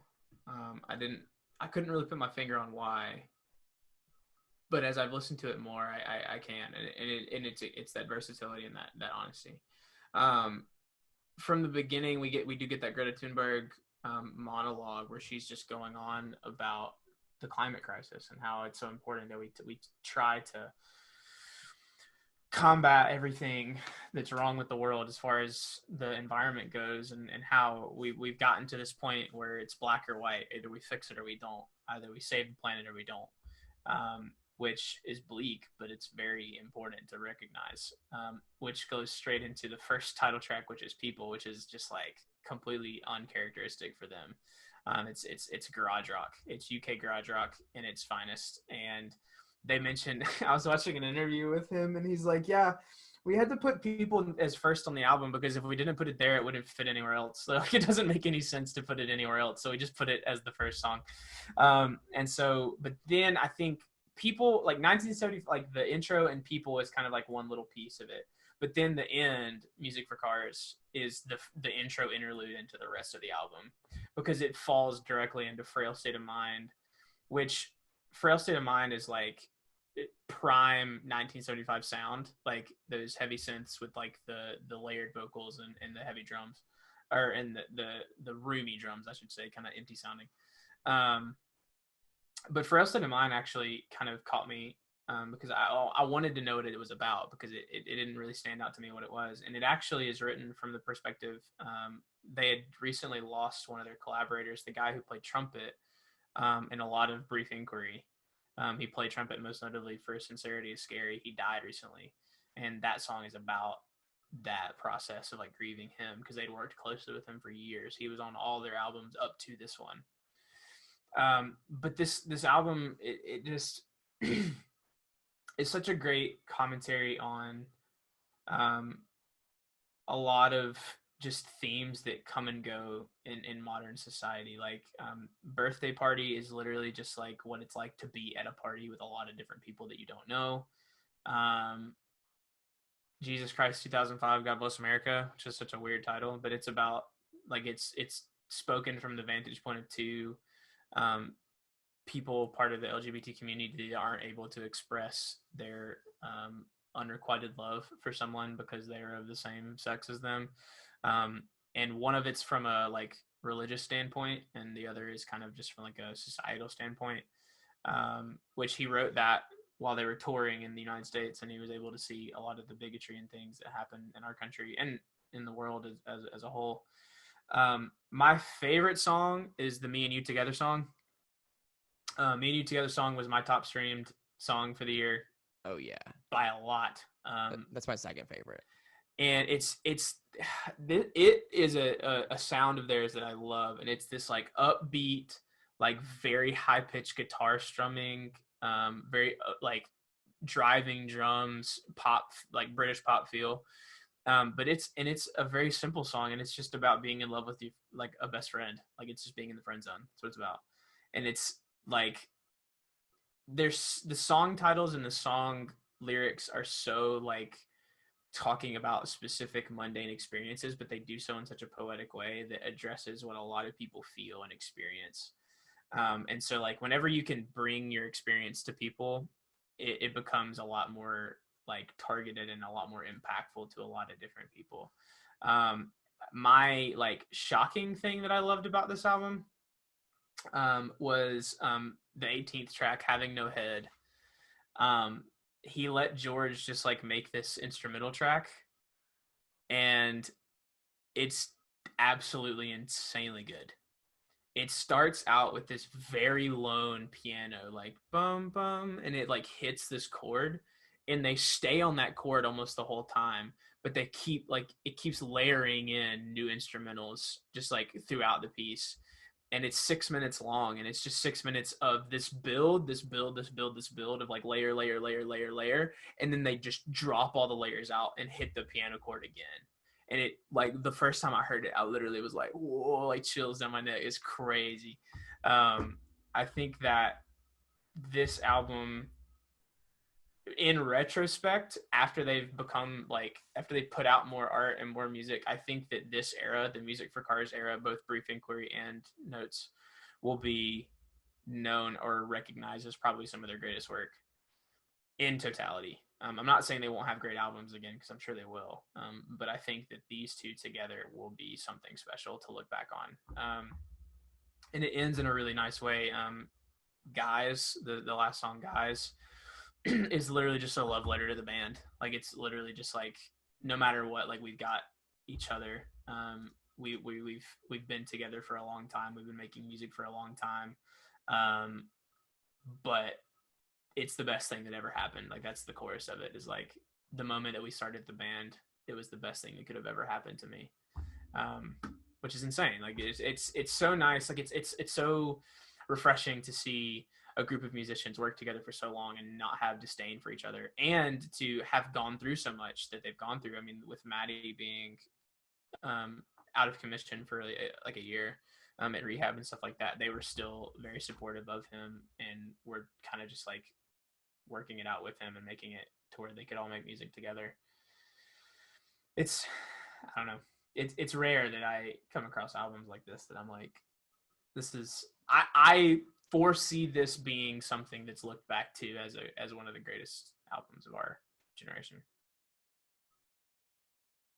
And maybe that's lofty, I don't know, but I really think that it is. Yeah, I mean, it's a masterpiece for sure. Yeah. Man, it's insane. Honestly. Yeah, it is. Only time will tell. Yeah, I wish that we could like fast forward and see, because I mean, like, I doubt. I mean, did Bowie know that he was going to be as like relevant as he is? Did Jimi Hendrix know that he was going to be as relevant as he is? Did Prince know that he was going to be as relevant as he is? Like, all these people that Prince knew. Yeah, I mean, they like all these people that were like on the fringes of like society as a whole, because they were like weird and did things differently and like had drug issues and things like that. But like, in hindsight, those people do so much for so many people, and I think that 1975 is up there. Yeah, I agree. All right, so to wrap me up for this list, I'm gonna bring back one that we've already spoken on a couple times over the course of this album cycle, and it is 180 by Aha Gazelle. So my number one album was decided on January 3rd at approximately 1:35 a.m. as I was driving from Birmingham to Atlanta to get on a plane to go see some friends, when you could get on a plane to go see some friends. I mean, hey, when I listened to it. Yeah, right. TBT. So I was driving, and I remember I had saw the alert on SoundCloud, and so I was like, I went and listened to it because I didn't know if it was just like SoundCloud messing up or if it was brand new. It indeed was brand new. And I remember starting it in Letter to You, and I was like, all right, this is good. This is going to be emotional, I can already tell. And then Balloons hit. I was so emotional the first time I listened to Balloons. Just musically, Adam already talked about The Crow. And I remember hearing The Crow in the background for the first time. And I was like, there's no way. And then it happens again at the end, and like in the open, and I was just like, this is incredible. I enjoyed the hook for Take the Lead, but I don't know which one is really like, it's a very long hook for that song. But specifically, I enjoy the section where he talks about how he spent a whole year writing raps, that he's no longer gonna worry about anybody trying to discriminate against him because he's black, because he knows what he has prepared for him. I thought this is some of his best flow, like the flow on Balloons, like the verses for Balloons is probably my favorite flow I think I've ever heard him hit. Just ever. I think I don't think it's gonna be weird because I feel like he's gonna put out other projects that are gonna be as amazing and like just as great, because I don't foresee him putting out. I feel like he's always going to get better, but I don't know, just like for me personally, if this is ever going to get topped, Yeah. which is like weird because I'm always going to like have it in my head. Like I'm going to be comparing him to himself. And it's like the issue that Eminem runs into all the time, where like he is, no matter how good he put his new music puts out, it's always going to get compared to the Eminem show. Um, and I feel like this is kind of like his Eminem show. This is his general. Um, well, yeah, to me, this is his general admission, if that makes sense. Um, I really, I think that I've been sending this to everybody that I think will listen to it and been like, hey, have you listened yet? And like been rather annoying about it, because I sent them this and then I sent them to the session. And I was like, well, if you haven't listened to that one, you should at least listen to this. And then they'll listen to one, be like, I listened to this, and be like, did you listen to the other one? And they'll be like, Ryan, stop. And I'll be like, I mean, if you just listen to it, you wouldn't have to deal with me anymore. Probably don't listen to it, but it's fine. But I enjoyed how this kind of continued the continuity of Reg Rob making an appearance just to kind of talk for a bit. Yeah. Going from pastor to just his friend that missed his phone call. I thought that was hilarious. The beat selection on here, like we talked about before, is immaculate. Like the beat for Waterfalls is great. Take the Lead is so driving. It's great. I also think, and I'll be done with this, but I remember he did a Q&A soon after 180 came out, and somebody asked him, is it true that 1K was supposed to be up to you? And I remember him looking at it and being like, yes, that's true. But how do you know that? And so I wonder what that song would have sounded like with 1K on it. I look forward to the day that there is a 1K double album, just like with him and Ringo. I think that it's going to be a great day when that does happen, but I'm also under the impression that that is going to be the Black Friday, that we will never hear it. We're just going to talk about it forever. Well, it's like RG and 1K's thing. They got lost to the wind because his laptop got stolen. So it's just a double. Can we have a moment of silence for RG's laptop? Yeah, because we could have had some projects out by now. We could be talking about him, but maybe if New Hollywood comes out next year, I think it will. I think it will too. Will it? I mean, I don't know. But I refuse to believe that people are going to drop albums when they say they are anymore. I mean, you're right. It took a cluster like 3 years after talking about his. I fully believe that RG will sit on a project for 4 years if he has to. I don't know. We'll see. Anyway. Only time can tell. All right. Last album, guys. The number one album 2020 for me is been decided as of March of this year and robbed the Grammys because it is After Hours by The Weeknd. I got the deluxe version of the vinyl in my hands. Specifically, I was given 2 cardboard copies of it. It's the signed edition. You can barely see, but that's his signature right there. It was the same price as the regular, so I said, why the hell not? Of course I'll get your signature, Abel. And actually, just to further my obsession, let's open this gatefold and see all of his that's virtual. There are all these beautiful faces that are in it. It's wild. But I even he put out so many variations of this. He pulled a Taylor Swift on us. It's a blood splatter, clear version of it. Yeah, this is really, really cool. But anywho, this is my favorite album by Abel Tesfaye, otherwise known better as The Weeknd. And I didn't know if that was possible. Oh, yeah. Yeah, this is my favorite of his for sure. Yeah. Because, as you know, previously to this, my favorite album of his was Kissland. Yes. And I really like Kissland to this day. This beat it for me. And it became my number one on the second listen, I would say. To the first listen to kind of get used to it. And the second listen, I was like, I think this is it. This is my number one for the year. Because I'm really into concepts. And as you talked, Ryan, he's playing a character. And just how he fleshed that out from the initial singles and the music videos to his appearances on the Colbert Show and other late night shows, and tying it in with the cinematic experience that then ultimately dropping the whole album and basically giving us kind of like a film that is inspired by all of these other 80s albums and films and Joker and all these other crazy dark things that he's into, because Kissland was basically a David Cronenberg horror film, and this is like an 80s disco slasher, I guess you might say. It's Joker. And it is, yeah, it's basically Joker as well. And just how personal it was while also telling us a fictitious story. It's very, very, very interesting. There's so many Easter eggs in here lyrically, talking about I got a cross on my neck, referencing Starboy, leaving LA after he initially being from Canada, and referencing House of Balloons, and saying this house is not a home. Like, just throwing it back lyrically to like, oh, I just love the idea of a catalog artist making something kind of canonical. But as you said too, Ryan, very well put about the idea of chapters or eras. And this was his 6th chapter or era. And arguably, in my opinion, his best. It really, really impressed me.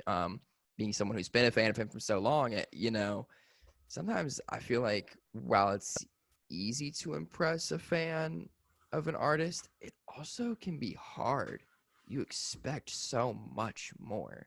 I expected a lot from this album, and my expectations were exceeded greatly. And that, to me, I think tells you something, I would say. I'm also just impressed by the body of release of a 14-track original album, a 17-track deluxe, kind of holding the cover art in my hands here with like a different alternative cover artwork. And I love the deluxe. The 3 additional songs are incredible. It's basically the epilogue to the ending of it. And then an EP with like remixes, like, because there's no features on this album. The features, as I said once before, the producers, Tame Impala, Dehelia, Ortho Phoenix Point Never. The sound of it sonically is the feature, because the sound of it sonically is his best produced album, in my opinion. But he had a little Uzi Vert feature on the remix of Heartless. He had, which was honestly incredible. Like when Uzi comes in after the first hook, I'm just like, yep, let's go. Like it's a great feature. He featured a couple of the cool artists, the Chromatics, who this is crazy. So like the Chromatics are a band that I'm not super familiar with, but I remember when he dropped the remix, whatever song they remixed, I was like, hold up, I know this name. They made a song that was on Drive, which is my favorite movie of all time. And both this album and Drive, which is a Ryan Gosling film, have a very similar feel to them about these characters. Are they on the rescore of Drive too? They're not. They're not part of the Zane Lowe rescore. Just the original soundtrack only. But that kind of was like a full circle moment for me, where I was like, oh my gosh, the Chromatics. Like, I haven't heard them in like 6 years. You guys were part of my favorite film of all time. And it just has that feel. There's, when you know. I think when each of us listened to our favorite album of the year, we knew. Like, you just do. Like, there's a visceral reaction, like instantly. Like, I gave this a 10 out of 10. To me, I don't know what he could have done more on here. Maybe he could have added a feature too, but honestly, I didn't need one. At first, I was worried. I was like, I don't know, my guy. I really appreciate your features, even though you only have 3 maximum an album. But looking back, I'm like, I don't know who you would have put on this. I like Lil Uzi Vert's feature. I like little Doja Cat's remix. I like Kenny G's remixes of all these songs, but I honestly don't like them any better. I like the originals in their format. I'm just wholeheartedly impressed with this. And I was mad upset that the Grammys kind of just shafted it, but whatever. He's playing the freaking Super Bowl. He's a star. Like, he's a star boy.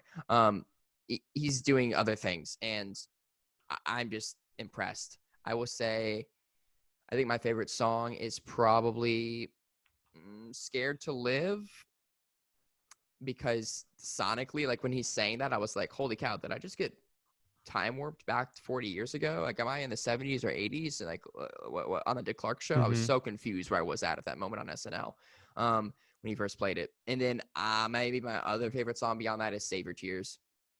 I just love dancing to a song about, don't cry, girl. Like, it's just a bop. It's a bipolar bop there. Yeah, there's a lot. I think one day I would like him to talk more about what this character is or what he means and stuff. But at the same time, the mystery, being able to decode I feel like he'll the film yourself. This character the same day that he explains what order you're supposed to watch the videos from Beauty Behind the Madness in. So true. Like, just, it's like very Christopher Nolan, right? Make your own interpretation of what this means. Right. It's something that can be dissected for sure. I shout out my favorite podcast, Dissect. I really hope that they dissect this album one day when it ages enough. But yeah, guys, that's a wrap, as we say here on Wrapped, of the top 50 albums of 2020.